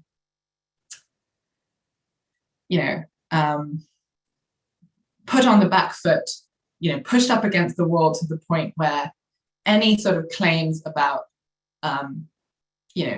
being a threat to heterosexual society, having a utopian horizon of collective care, became much harder to make because there were bodies falling everywhere, and so the most important thing became much more immediate kind of life or death sort of issues, and emerging from that horror show and that sort of one could almost say genocidal kind of era in American politics. There emerged a new gay subject who was sort of sexually and emotionally continent, unlike the sort of, disgusting faggotry of the 60s. I mean, not that there aren't some of us still around, but there emerged a new sort of normative gay subject who would be, productive, reproductive, and propertied. And to many of those who fought in the era of high militancy in gay liberation, that is, as you say, very paradoxical, that there is now a sense that gay rights means marriage, and that in fact it was achieved by that, because it was exactly the opposite that people associated with the movement. 50 years ago, it was the destruction of marriage that was sought, not at all the universalization of it. So you could say that the success of a certain kind of gay struggle has actually rescued the family. And I would just make an aside here that Melinda Cooper's book, Family Values, opens with this observation that the family is a state of perpetual crisis. This is one of the ways that it functions, a bit like capitalism itself, you might say. But the family has almost never not been an institution that society in general is saying is in danger. It's never not in danger. It's always in danger. It's always in danger. We always need to defend it and protect it, because, I don't know, the younger generation isn't really, marrying sufficiently, or maybe immigrants aren't doing it right, or maybe Black people aren't doing it right, or it's always in danger. It's never not. That's the whole thing, and that's how it works. That is a feature, not a bug, of the regime of family. It has to be threatened, and paradoxically, as I say, allowing gay people into the marriage institution was a way of almost like saving. We're giving a new boost, giving a new sort of injection to the naturalness and the desirability and the credibility of the family as a social order. Thank you. I think one more point that I would like to bring up for us to engage, and then we will move to some poetry, and then I will step back, and Joe Ramsey will be sort of coordinating the open audience discussion. So please contact Joe in the chat with your questions. I hope you've been taking notes so you have questions to ask, because this is such a rich and I think important topic. I think one of the things you've written about is on both sides of the Atlantic, we're seeing sort of the rise of an anti-trans backlash, and not just on the right, but also the left, right? TERFs, the word comes from trans exclusionary radical feminists, but is now sort of a much larger category. And even now we see the rise of anti-gender feminists sort of earning and being granted space in the public dialogue, the public discussion. The Guardian, for goodness sake, hosts articles by these people with these sorts of positions. I think it's important for people who may not be familiar with these voices and might find them sort of, again, seductive, to have someone sort of explain this context and what's going on, because it's sort of confusing from the outside. And I think part of that would be, why is it that you think a queer politics is so important to feminism against the sort of anti-gender feminists who are very anti-queer in certain ways? And also, what is it about, why is trans so important to link to Marxism, so that we can actually make real revolutionary progress, not returning into old patterns? There's some nice, easy questions there. Not at all, the most important questions really that I can think of. But I don't, I'm not really going to be able to answer that satisfactorily, because it's everything to me in a sense, and we're working it out. This is an emerging field of transgender Marxism that is trying to understand why it is right now that ruling class formations all around the world, particularly in the UK, and unfortunately there are signs that it's kind of coming to America, are teaming up with a very sort of dated, millenarian, but also quite vigorous and alive and kicking version of feminism, in order to sort of orchestrate a moral panic with real material consequences for many people, lethal consequences for people, around the predatory danger of the transsexual woman, and this is a bogey woman who is being held up and used to push all kinds of regressive policy in ways that would probably raise eyebrows if you're not familiar with this, because the UK has been captured by it. It's a much smaller sort of jurisdiction with a much smaller kind of media ecology, much smaller number of people in government, but for whatever reason, it's quite mainstream, this horrifying kind of reasonable phobia, right? This consensus that it is decent and good to ask questions about the fundamental humanity of people who, are among us, have always been among us, who, have absolutely, every right to access healthcare and public space, and, elementary respect, and unfortunately are being used, in this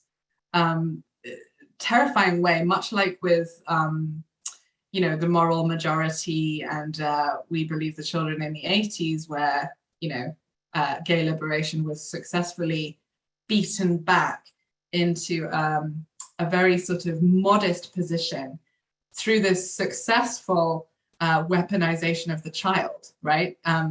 What was she called? Anita Bryant, am I guessing that right? The crusaders who were, intent on saying in the 80s and 90s that homosexuals are pedophiles. Let's be just clear about what is being said, because I think it's largely through almost discomfort with the very terms of the conversation that they win, the way that they successfully almost stun the rest of us into silence, that they manage to dominate. It's very much the same with QAnon, who are using the exact same slogan, I might add, as Anita Bryant did. Not We Believe the Children, Save the Children. Save the children from who? Well, in the 80s, it was sort of predatory homosexuals. And nowadays, it's a slightly more kind of eccentric hodgepodge of, a cabal of sex traffickers, but also trans women, the pharmacological Jewish trans cabal of hormone pushers seeking to, this is all very ridiculous, but this is actually what is materially behind the imaginary. And it has, as I say, material consequences. And if we are going to be,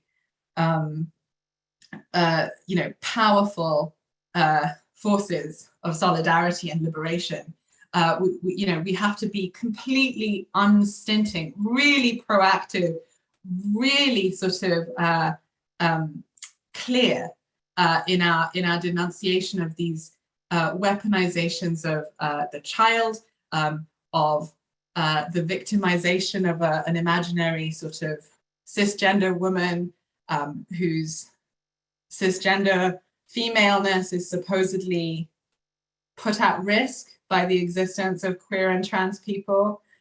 We need to reject that. That is a politics that has its roots in white supremacy, and the whole sordid history of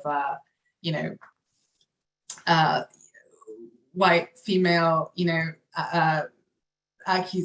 fake rape accusations being used to lynch Black men in America. It has its roots in the idea that Anita Bryant was so into, that and which goes back further to eugenic movements led by women in the 19th century, that a certain kind of womanhood has as its purpose in the world to cleanse and uplift and to sort of desexualize society.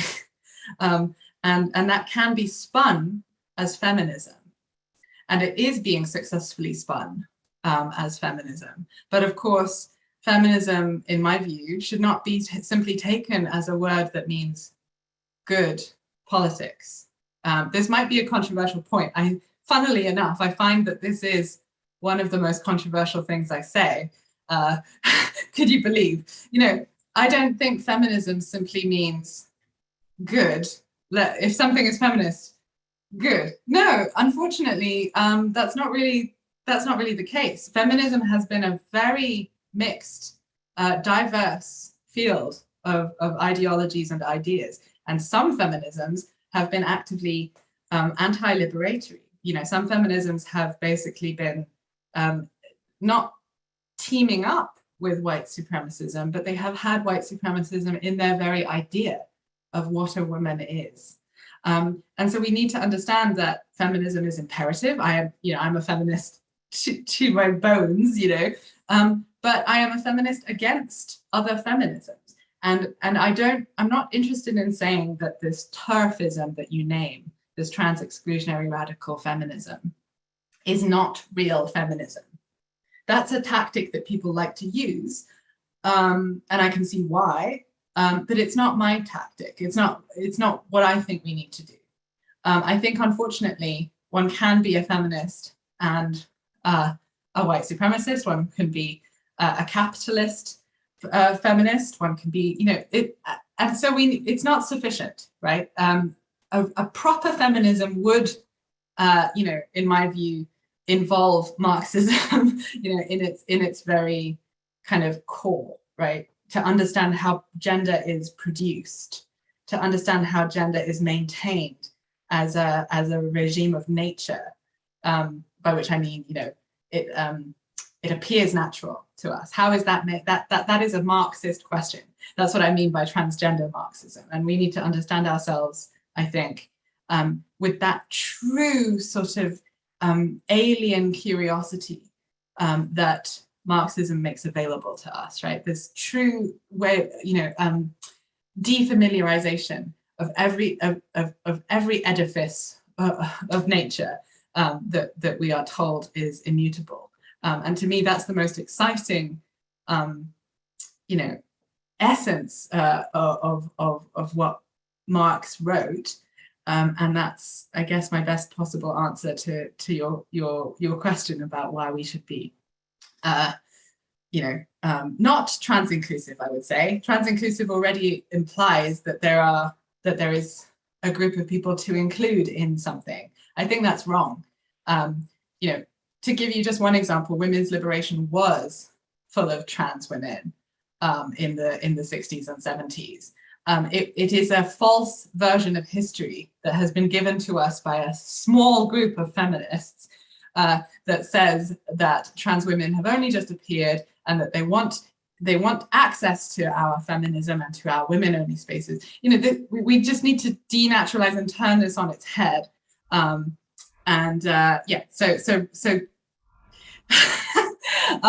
yeah, better than trans-inclusive, trans-Marxist, and certainly, yeah, feminist. Thank you so much.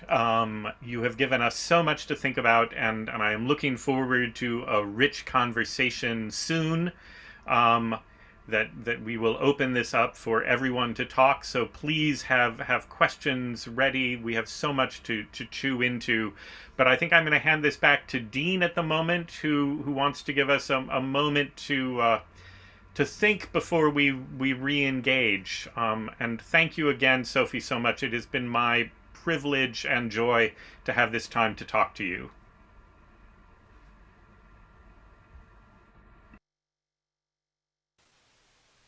Okay, thank you, Shelter and Solidarity, and we're not done yet. I want to tell you that in the chat is information on how you can contribute to Community Church of Boston. We need your help. We have an old funky building here that has a lot of help needed, etc. You can find it on our website, how to contribute by credit card, PayPal, and whatnot.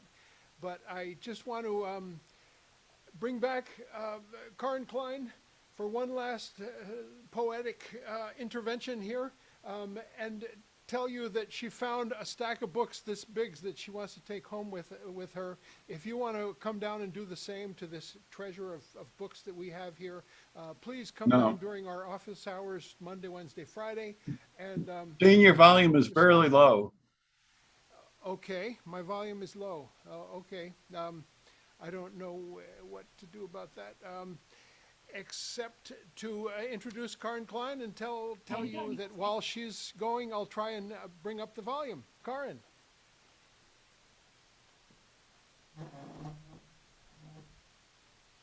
Thank you, Dean. Can people hear me? Are you able? I'll bring the microphone closer. Okay. Go ahead. Okay. Yes. Okay, good. Thank you. I'm going to change the topic a little bit now and move to something reassuring and I think a little bit reassuring and ecological.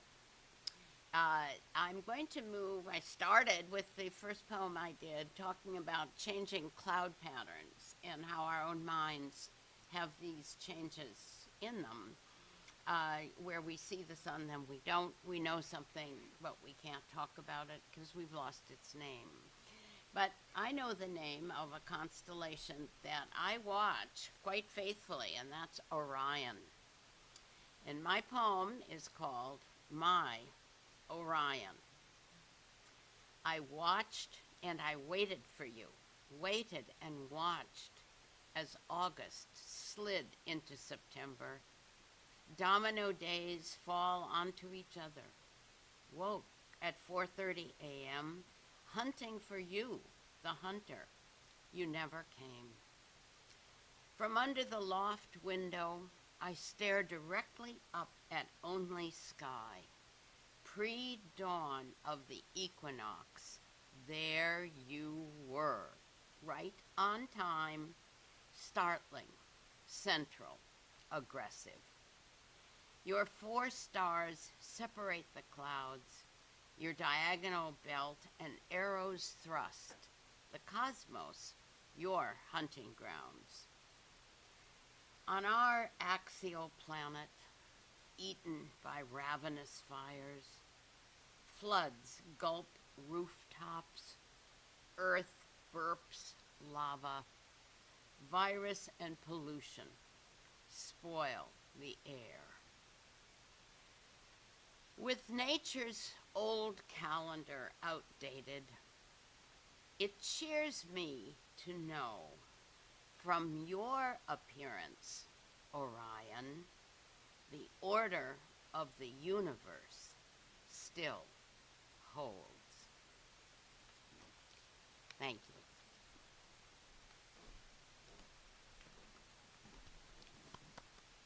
Thank you, Karin Klein.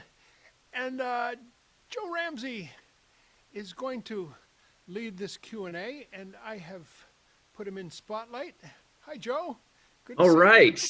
The spotlight's burning my eyes, Dean. Turn it off. No, good morning, everyone. Good afternoon, I guess we are now. I have been charged with kicking off and facilitating some Q&A in response to Sophie Lewis and Mark Soderstrom's fascinating dialogue.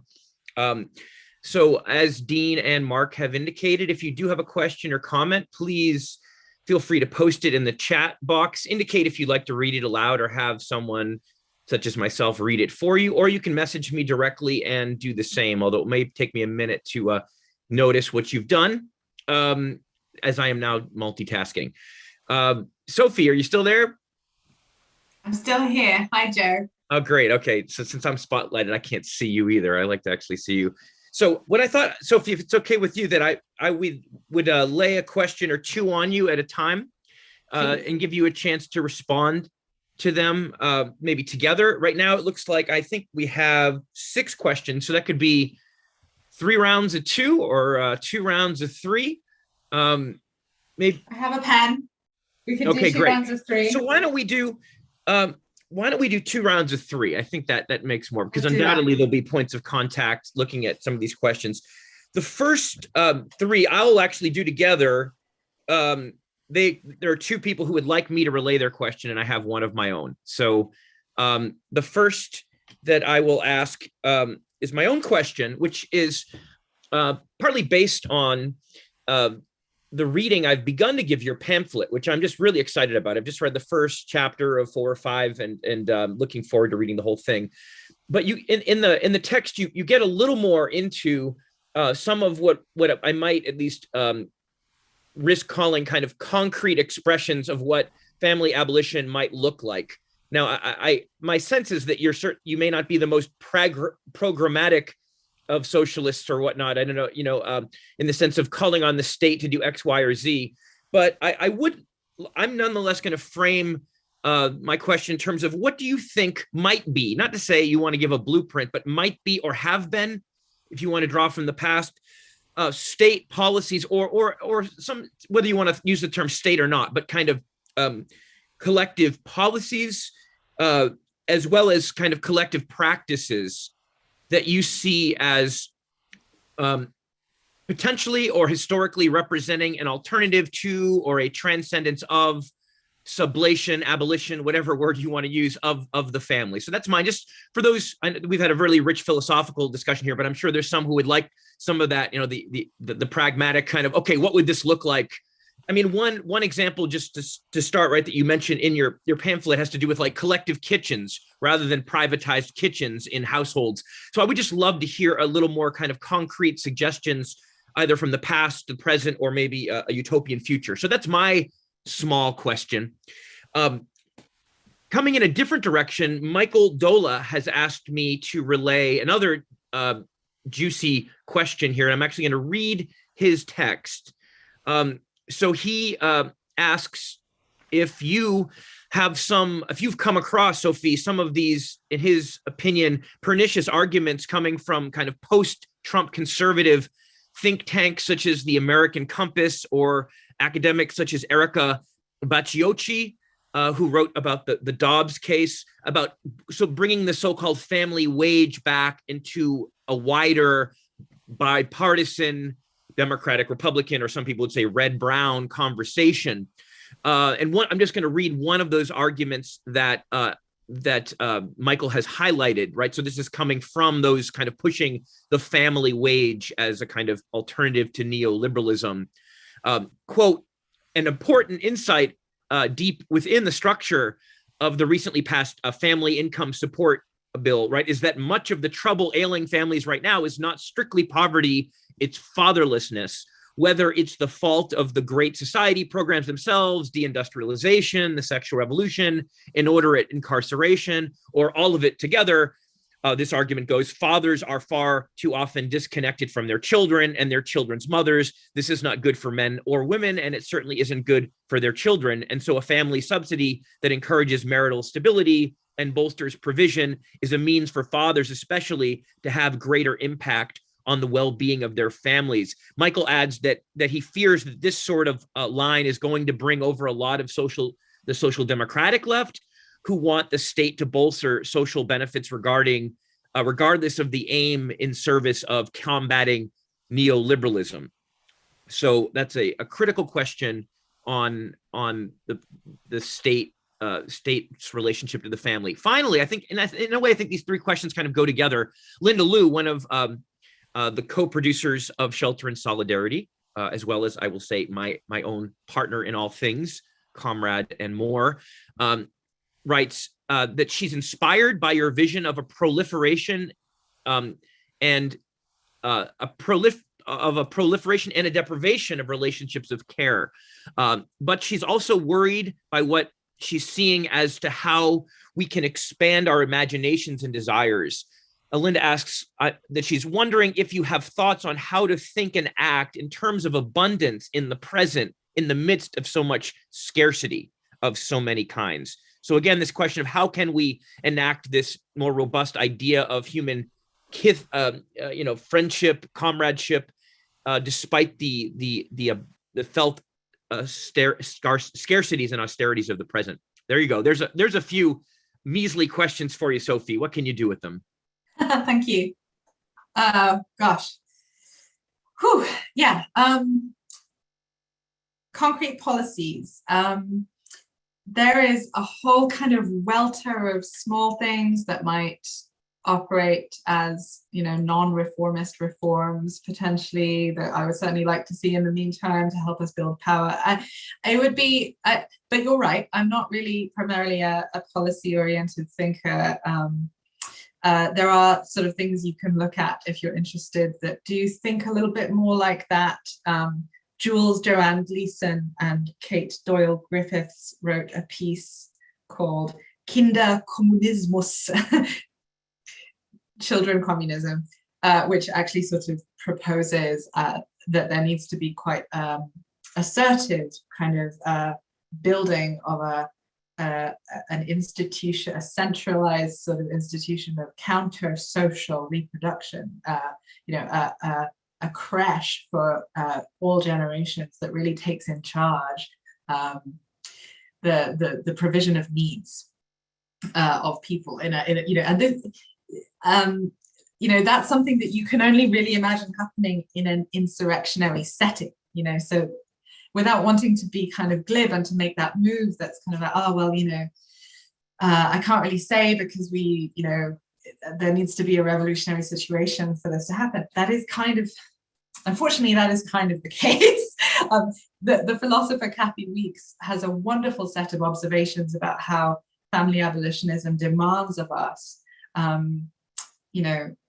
the kind of sensibility that is willing to work towards something that perhaps we don't even really know how to fully desire in the present, because we are made so deeply in the along the lines of the household and the family and kinship in its current mode. So we have to be willing to kind of know that what we are working towards will include things we can't possibly even imagine, let alone desire. So there's that. But I'm not really about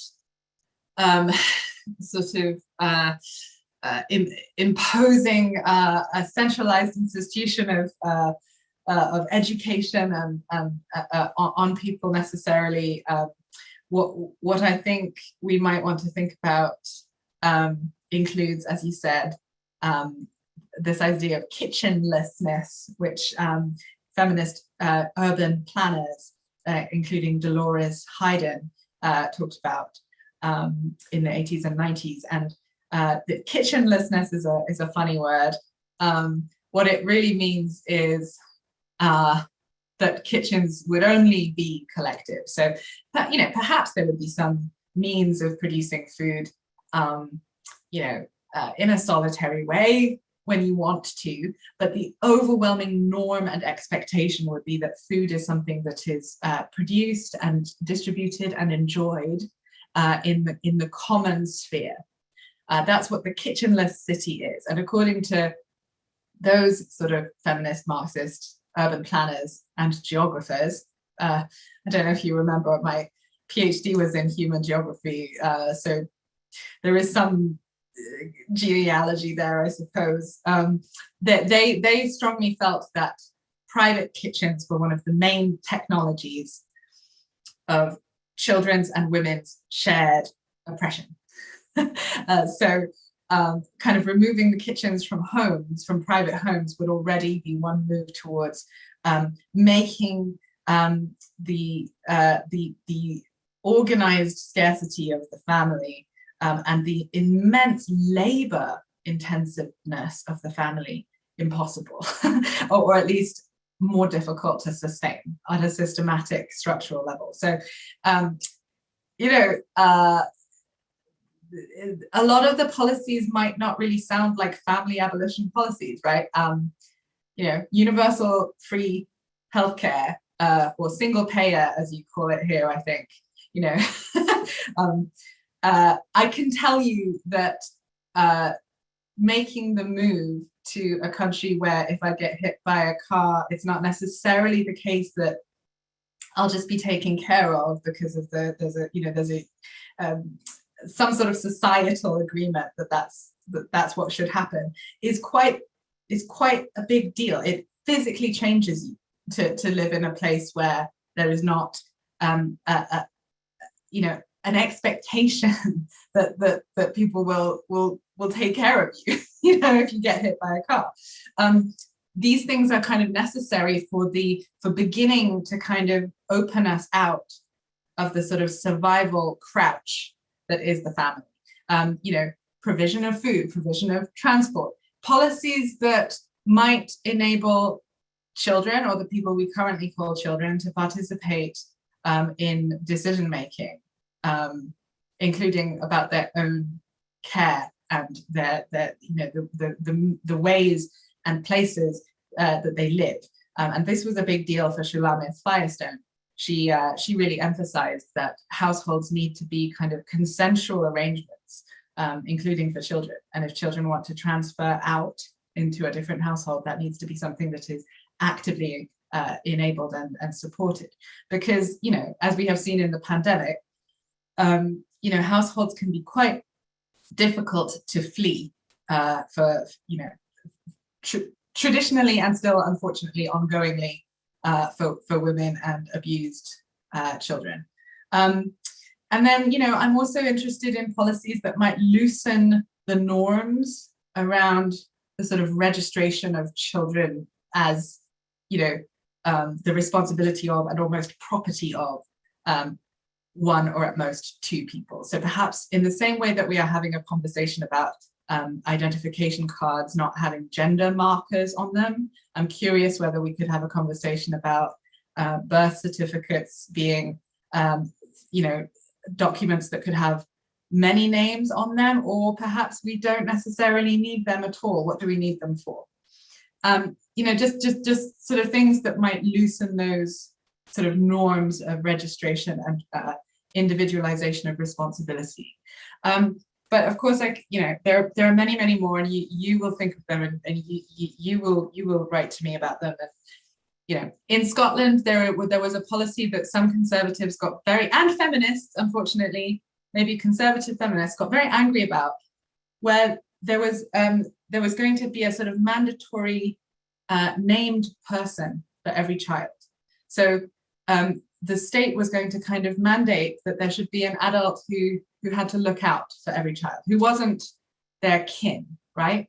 And this was meant to kind of, you know, combat, you know, huge social evils like, yeah, like child abuse and neglect, and, you know, just the way that children are sort of almost entirely at the mercy of the people that they, you know, happen by lottery to be sort of relegated to the care of. And people really didn't want that. They really didn't want another person to be kind of committed to the care of their child, which I think is a sad fact, that people were campaigning against children having more carers in their life. Although you can imagine that there would have been problems with the implementation of the policy, and of course some of the concerns are very legitimate and so on and so forth. But anyway, So to Michael Dola's question, which I am just so glad has been named. I'm not going to be expert in responding to this, but I'm so glad that this resurgence of a certain kind of, yes, I think red, brown is right. Pseudo-leftism in the wake of the Trump era, where it's seemingly, once again, the queers who are seen as utopianists in the wrong sense, who are being castigated for having lost, the left its power, and thus, the right response is supposedly to double down on, family values, which as Melinda Cooper says, has been the story all along. The story of the kind of endless, like, shifting right of American politics is the story of family values being synonymous with politics with a capital P.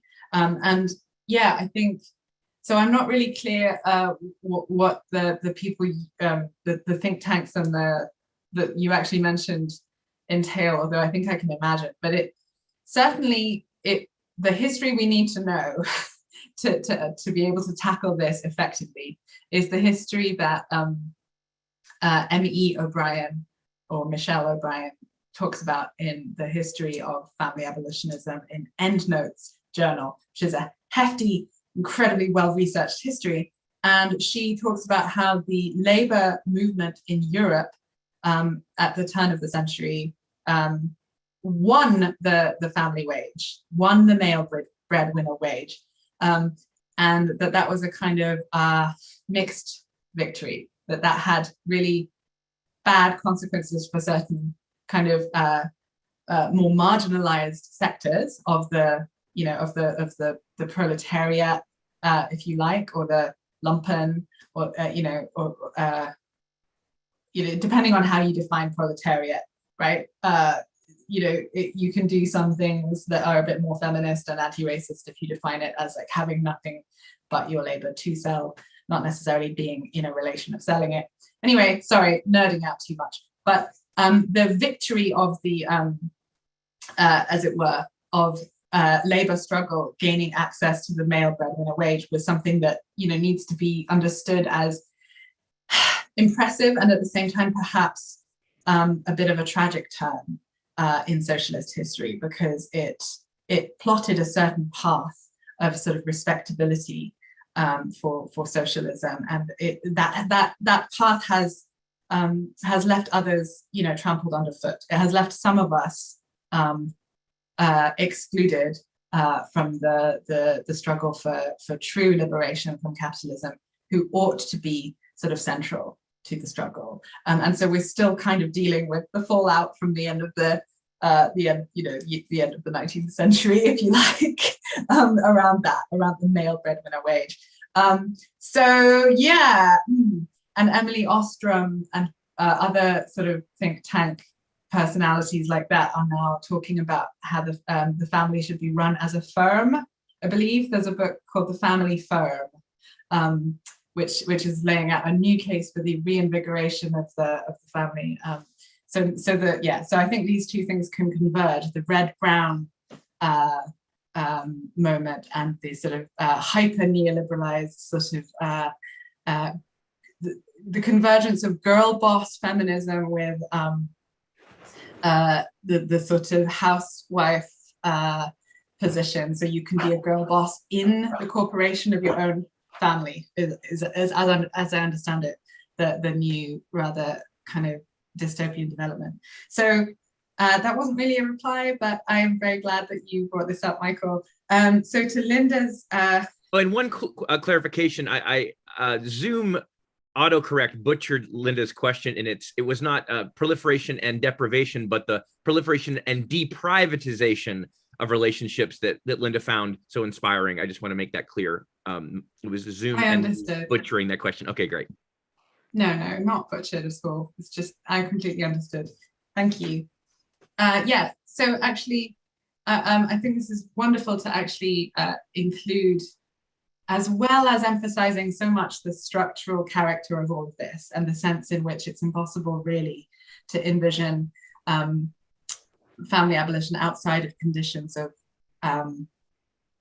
you know, a real sort of wide scale, broad and wide assault on capitalist and colonial social relations.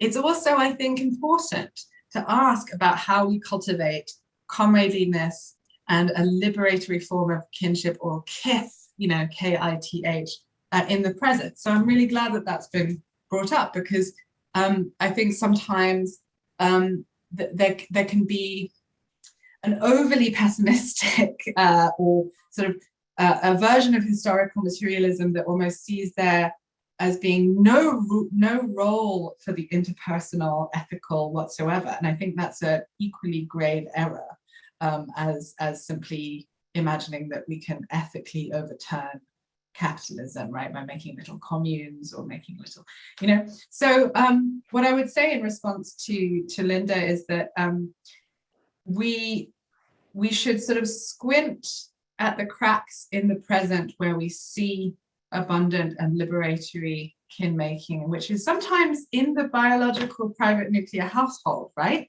I want to really make clear there is by no means an idea in my head that there is there's nothing good amongst people in the way they love each other inside families. That's not the point at all. You know, some of the most comradely and skillful you know, carers are in traditional households or whatever, and the best parents are actually already aware that children don't belong to them as property. That's what makes a good parent, right? A parent who is willing to be surprised by the stranger that is their comrade, their kid, right? And who is willing to understand that love is a commitment to you know, fighting for a person to be, you know, enshrined and sort of covered in care abundance to the extent that that's possible within capitalism. And it's not to assert a relation of exclusivity and ownership. And I think, you know, children need to be at the heart of this struggle for many reasons, including the fact that a lot of children are sort of hip to this sensibility, not to romanticize children, but, you know, a lot of children are not as kind of,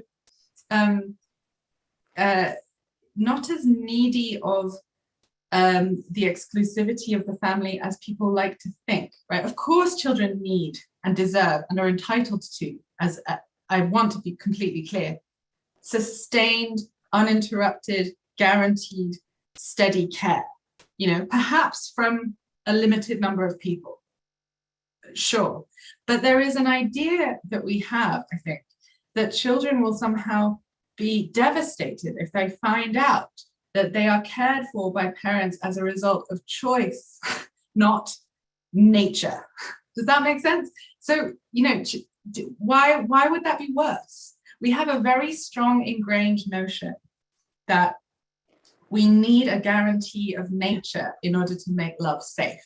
So again, to just repeat the point, if when I say to you, you know, you're like family to me, what is going on at the level of language and metaphor is that I'm saying, don't worry, I can't go away, because family is forever. Family is not a choice. So because you are so starved of care in this world and you cannot trust in the collective commons, I'm giving you linguistically a reference to something that is kind of biological and couldn't be changed. I have to be there for you. Family has to be there for you. That's linguistically the desire, the fantasy. So, but children aren't really necessarily wired like that, right? This is something we've created socially, and a lot of people who oppose, you know, commercial gestational surrogacy, which, by the way, so do I. And no one could possibly be for an industry with such bad working conditions. It's just what I'm against in my book, Full Surrogacy Now, is the exceptionalization of surrogacy as the most evil, possible form of commodification, which I think gets us into a bad argument. But what people say about surrogacy is, that children would be irrevocably traumatized if they were to find out that, mummy paid for them or something, or mummy, gestated a baby for somebody else, which might mean that they themselves might be given away or something. This is a strange fantasy, I think. We have a real fantasy that people need to be guaranteed in terms of natural bonds that are enshrined by law, like private property. We need private property to be safe in the same way that we need kinship to be immutable. Sorry, maybe I'm getting too in the weeds here. But Linda, what I'm suggesting is that we try and find ways to contest the ways in which parental authority is sacrosanct in society. Not to say, screw parents and screw what they want for their children, right? Because that's already happening at the level of the state, sort of, especially with Black and poor and working class and immigrant mothers whose humanity and whose motherhood is not respected. But there is an ideology of motherhood and of parental authority, which is reactionary and which we should be allowed to contest because people are responsible for one another. I had a friend recently who went to a commune called Twin Oaks, and she noticed how wonderful it was that everyone was entitled to say stuff to any child and was responsible for picking that child up, regardless of which child it was, when they fell over or put something in their mouth that they shouldn't. This is a responsibility of everyone, right? Not just the accredited, registered people. So cultivating modes of comradeliness like that, I think, is super vital. Yeah. Sorry, I know we've gone way over time. No, tremendously rich stuff. I mean, your last comment calls to mind a time I was years ago. It's actually happened several times, but on the beach with friends or family of my own, and there'd be a child throwing a rock, right? Throwing rocks in a way that was actually endangering people. And my urge was always, I'll always tell a child that's throwing a rock, in a way that's endangering, like I will speak up. But I was really appalled by how many people, even in my immediate family group at the time, were like, don't say anything, that's their kid, right? That's, like as if you're violating a property line by actually communicating. In this case, like, advice, right? But I mean, as opposed to care, but it is care, right? But this whole idea, I mean, just a personal anecdote. I'm sure if we all reflect, we can think of other ways in which, that this kind of arbitrary naturalized line has imposed itself on us, either as we relate to other people, quote unquote, other people's children, or the ones in our own mix. I mean, Sophie, just to tease out a little bit before we go to Lena, and then I'm going to relay a question from Dean, and that will be the end of our questions for today, I think, unless there's one that pops up immediately. You have this wonderful definition of love in the first part of your pamphlet, at least the draft that I have read, and you define love, I think this is, I'm quoting you, to love another is to struggle for their autonomy as well as their immersion in care, despite, and this is a paraphrase, against, what capital is doing to the world right now. And I think it's just very, very, very, very powerful. Kira, we'll get to you too. I thought you had retracted your question for redundancy, but we'll put you in the queue, Kira, as well. And that is to say, you're trying to like disarticulate, right? Like kind of care from like compulsion or coercion. And it seems like so often people feel like, I can't be really committed, or I can't guarantee consistency of care to someone without somehow forcing them into a box, right?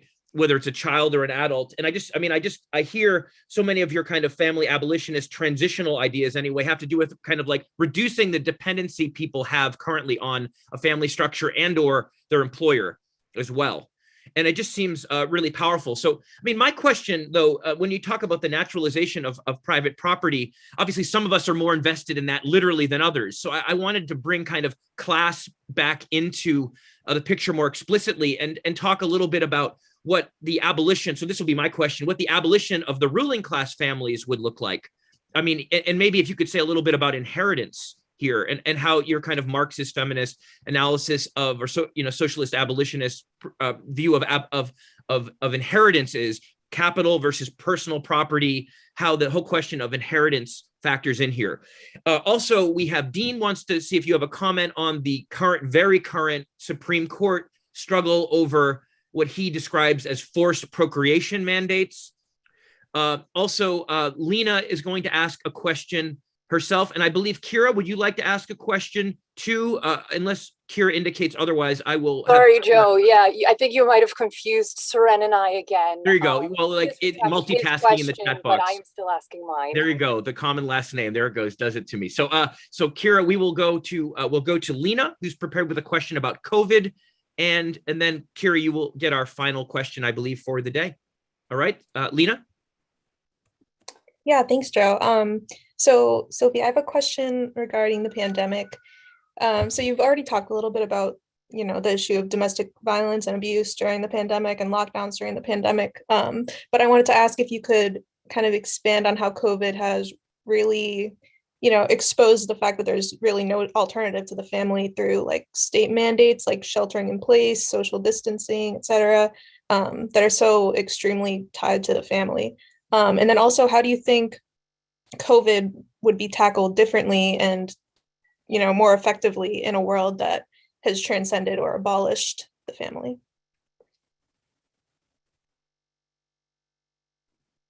Great. And we'll go to Kira for our final question, I believe, of the afternoon. Kira?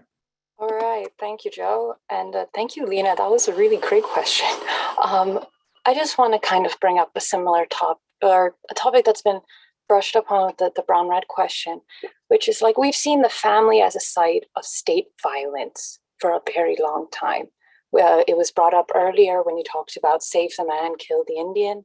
It was also brought up again when, or it's a thing we need to be considering and reconciling with when we understand the role of like family separation at the US-Mexico border, where at least 2,000 children are still separated from not only their parents, but also their siblings and other folks who in the United States don't necessarily recognize as immediate family. On top of that, the definitions of family as understood by the state are incredibly important when we understand citizenship and one's rights.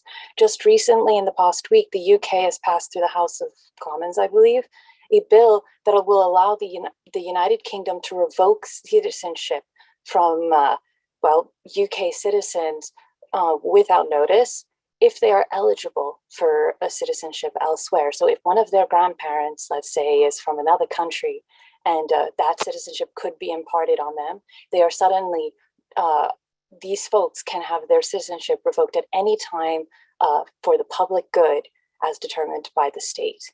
And this, on top of it being without notice, this affects at least 6 million people.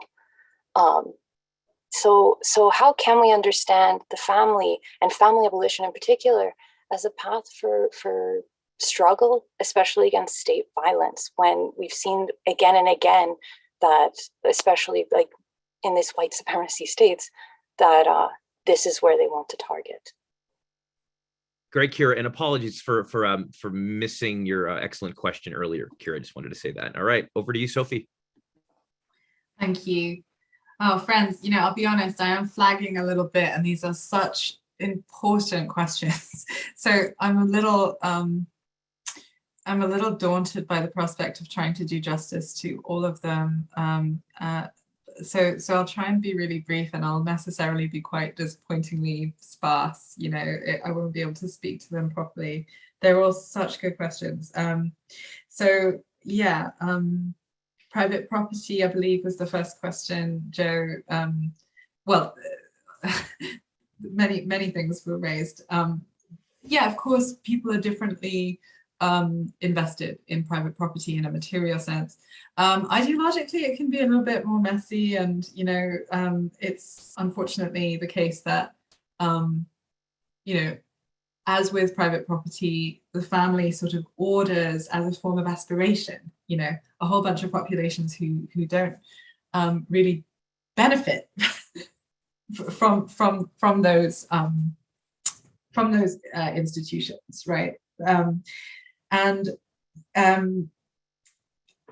So I can't believe I forgot to mention as a policy proposal the one that is named in the Communist Manifesto, which is abolition of all laws of inheritance. Yes, of course, one of the main mechanisms of reproducing class is inheritance law. You know, the way that the family is used as a machine for not only, you know, reproducing people who have binary gender identities and who are productive workers with a certain set of desires to continue to reproduce that same technology over the generations, but also reproduces the nation state, is through this, and reproduces class, sort of accretes class over the generations, is through inheritance. So let's do away with it, quite seriously. You know, what, how could wealth be, you know, in the transitional sense, transmitted differently? And what would it, how far would that get us towards abolishing the family? I don't know the answer, but certainly it gets to the heart of class society, I think, when you start questioning, you know, people's right to transfer what they have accumulated, you know, to certain individuals who are supposedly the bearers of their identity, their genetic freight, you know, the carriers of their, you know, immortality into the future. So so I'm glad you brought that up, and I think I'll just have to leave it at that. So Dean bringing up, and I'm very glad you called it forced procreation, because I'm very much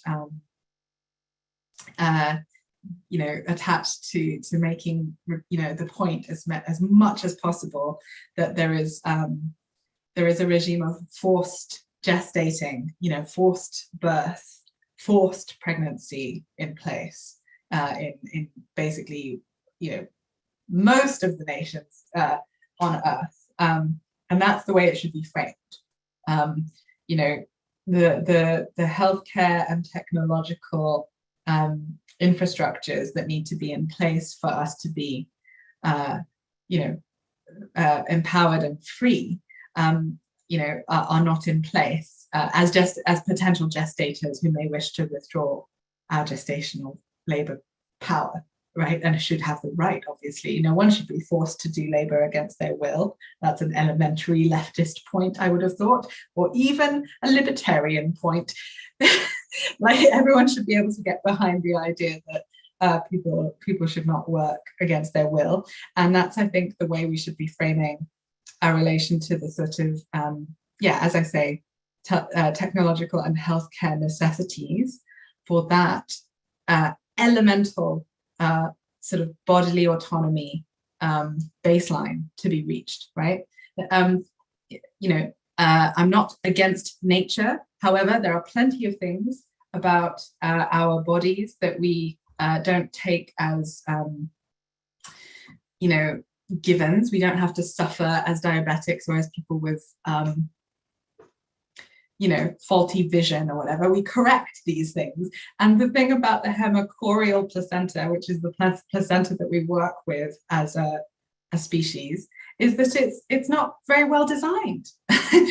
We need to be able to have access, you know, universal, free, on demand, without apology, access to abortion as a condition, I would say, of having this this placenta, which is not great. It's a really dangerous thing, gestating as a human being, and it's kind of bananas that we expect people to do it when they don't want to, just on a really elementary level. So the fact that we have now entered a new phase, I think arguably the, you know, post Roe versus Wade is super sobering. And you know, unfortunately, I don't have any concrete policy thoughts, but I do have the theoretical, maybe, you know, discursive, rhetorical opinion that you don't get very far when you apologize for something that you're asking for in advance. And this has been a bit of a characteristic of most abortion advocacy, particularly with Hillary Clinton's kind of insistence on the, on calling abortion a very grave choice every single time you mention it. We need to understand abortion as a public good, because it is.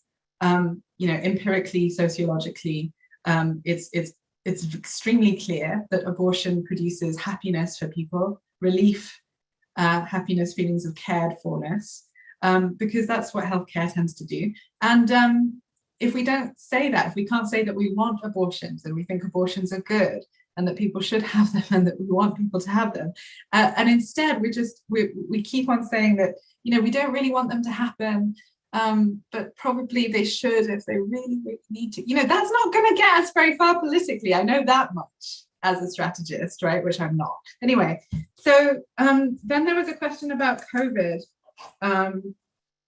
which I think is excellent. And I have tried to write some articles about the interaction of COVID and the family. The question of how we might be tackling COVID in a post-familial or post-familist, which is another word Barrett and McIntosh use, sort of political frame. I can't right now, at least. I can't really answer. I'm sorry. I assume it would be better. I know it would.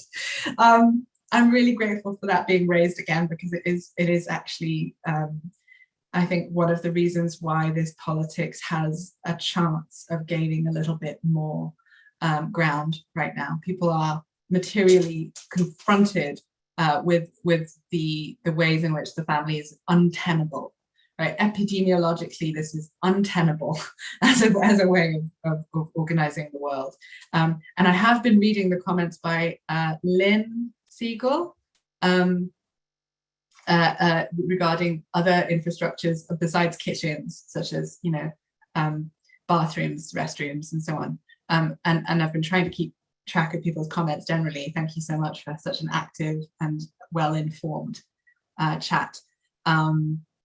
So yeah, I mean, I think it did provide that the pandemic has not been an automatic kind of catalyst for utopian possibility, unfortunately, far from it. But it has, I think, allowed people to perceive more clearly things that previously were a bit more invisible. Even if then again, the new reality has already been quite normalized, and there's been a sort of falling off of radical critique since the defeat of the uprising last summer. But nevertheless, I think we see some small signs that people are moving into alternative living arrangements. There's been a lot of reporting on the rise of the mommune, right? The phenomenon of single mothers getting together to live together and parent collectively. That there has been a way in which the devastation wreaked by this plague in a situation of isolated, atomized, artificially lonely domesticity that has kind of, plus the fact that the government so clearly assumed private domesticity as its epidemiological starting point, right? Shelter in place. Well, shelter in whose place? And stay the fuck at home. Well, whose home with whom, right? Family is a given. So I think there have been opportunities, small opportunities, for questioning that, particularly with the sort of the scandals and tragedies of violence and abuse that have accompanied that lockdown. And then finally, maybe the most important immediate question was the one from Kira from ages ago in the chat about the ways in which there is a seeming tension,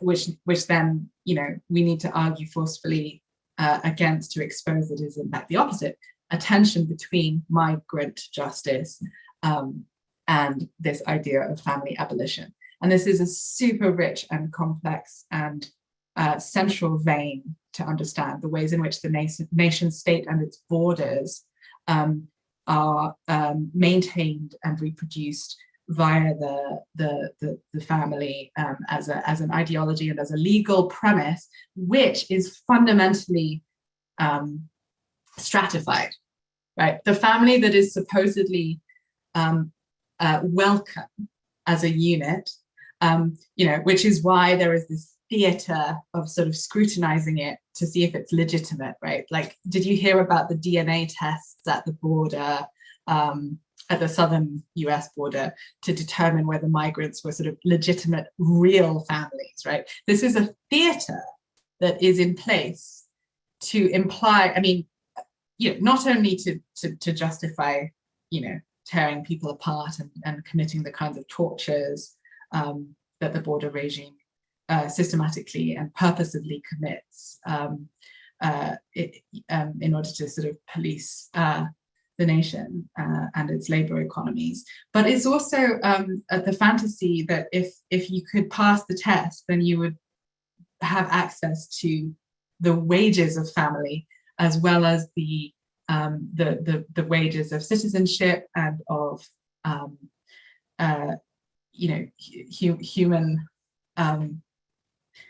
humanity in America, which, as Kira, you're pointing out with reference to this new development in the UK, is just, it's just never actually solidly or guaranteed to be the case for certain racialized proletarian, migrant, or immigrant populations. But that is how the system works, by reference to a supposed haven that legally, if one could access it, then the nation would back you and recognize you, right? And so family is always kind of sickeningly different in practice than it is in theory, right? It's always, this is again returning to the idea that the Black family is an oxymoron. It's partly what they mean by that, and what Patricia Hill Collins, Spears, Tiffany Latabo King are talking about is that, well, in practice, it also doesn't exist because it is not respected by the state in the way that the family, which implicitly is always white, is respected, right? So the state cannot penetrate the boundaries of the bourgeois white household in the same way that it can penetrate the households of proletarian or Black households, right? The police can just come in and do come in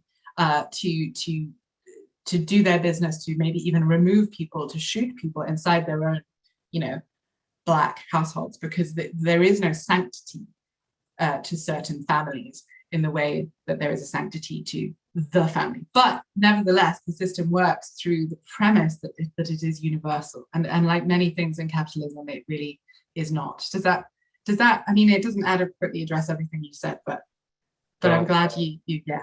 I think that was terrific. I mean, for you've, I think we all need to express gratitude to Sophie Lewis. This has been 2 hours since Mark and you began this conversation, in addition to our performances and opening comments. And I do think we need to wrap up. I'm going to thank you so much, Sophie, for your responses to these questions. Thanks to everyone who contributed a question or comment. I'm going to welcome Mark and Dean back into the Zoom spotlight, as we call it, in order to wrap things up. But again, Sophie, I look forward to continuing this conversation over email and elsewhere. Thank you for your work. Thank you so much, all of you. Yes, for Shelter and Solidarity, I would like to thank you, Sophie Lewis, so much, but also thank everyone here who has bravely held on throughout this wonderful conversation for such a rich opportunity to talk about these issues.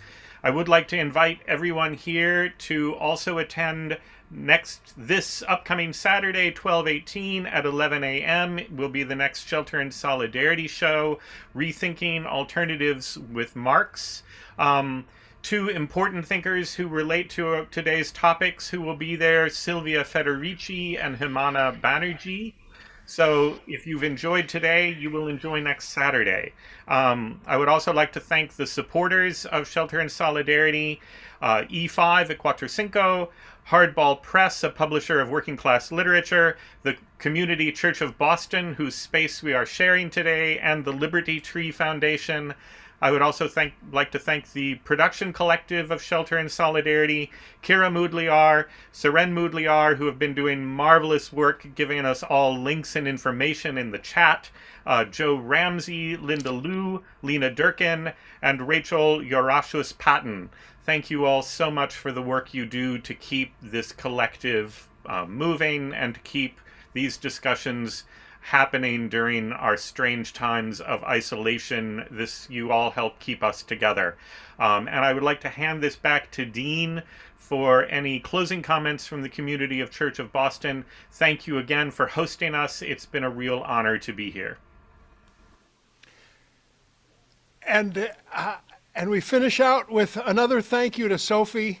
Sophie, I hope you can join us physically sometime soon and enjoy our auditorium and sit down with us for pupusas after we're done.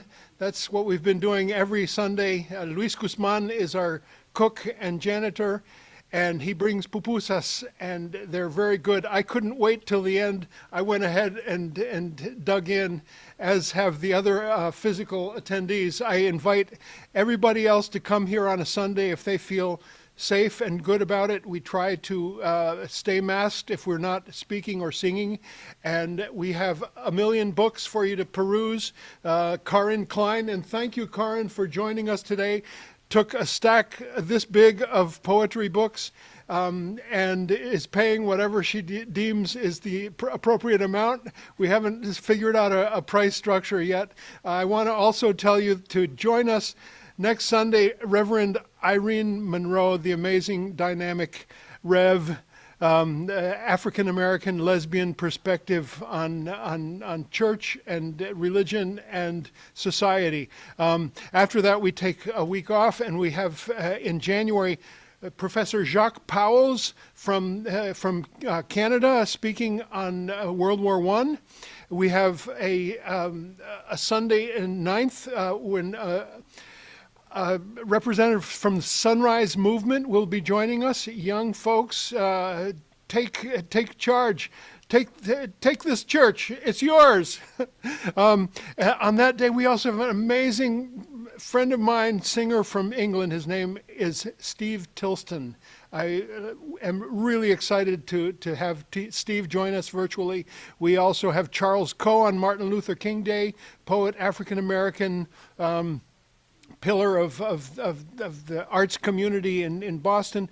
We have a program on the sockeye salmon in the Salmon River in Idaho. Mark Martin is a guide on the river of the Salmon River, and he's a friend of mine. Regis Tremblay speaking in March. Margaret Morgenroth Goulet, Victor Wallace.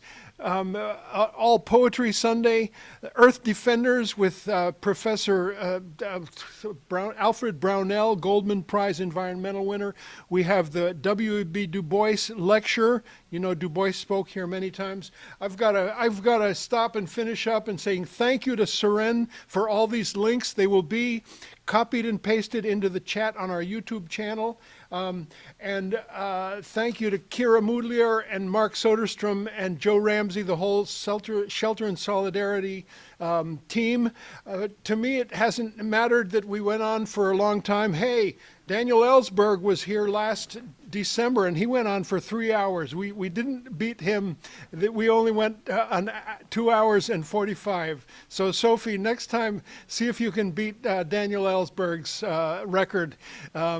Again, I want to thank you all and invite you to any Friday, the same link. It's called Winter Fridays, songwriters, folk musicians, traditional and acoustic performers, every Friday right here at 7 7 p.m. Eastern Time.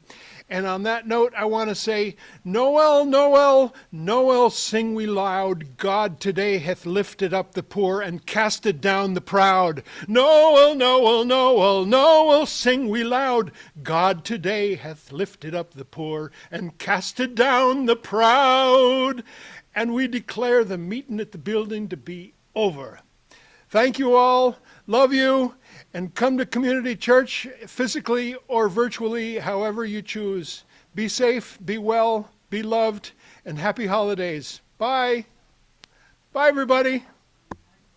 Thank you so much. All right. Wow. Wow. So we go and we turn off the YouTube and we name it. Amazing. Thank you all. Thank you so much. Thank you. Thank you, Dean. Thanks, everybody. Thank you very much, Dean. Have a wonderful afternoon. Yes, yes. Same to y'all. And there were 12 people watching on the YouTube channel, which is good. There might have been more late before, and they left by the end. Sophie. Thank you, Dean. Good job, Mark. Thank you, Joe. All right, we will talk on Tuesday. Sorry, guys, we're still live on YouTube. Yeah, so right, nothing. So say nothing scandalous. I did make some timestamps approximate from different questions, so we can also, if we want to work on, isolating some things for viral videos and whatnot. So hopefully we can do that, because this was a long conversation. Dean, you want to stop streaming it on YouTube? I did. Dean?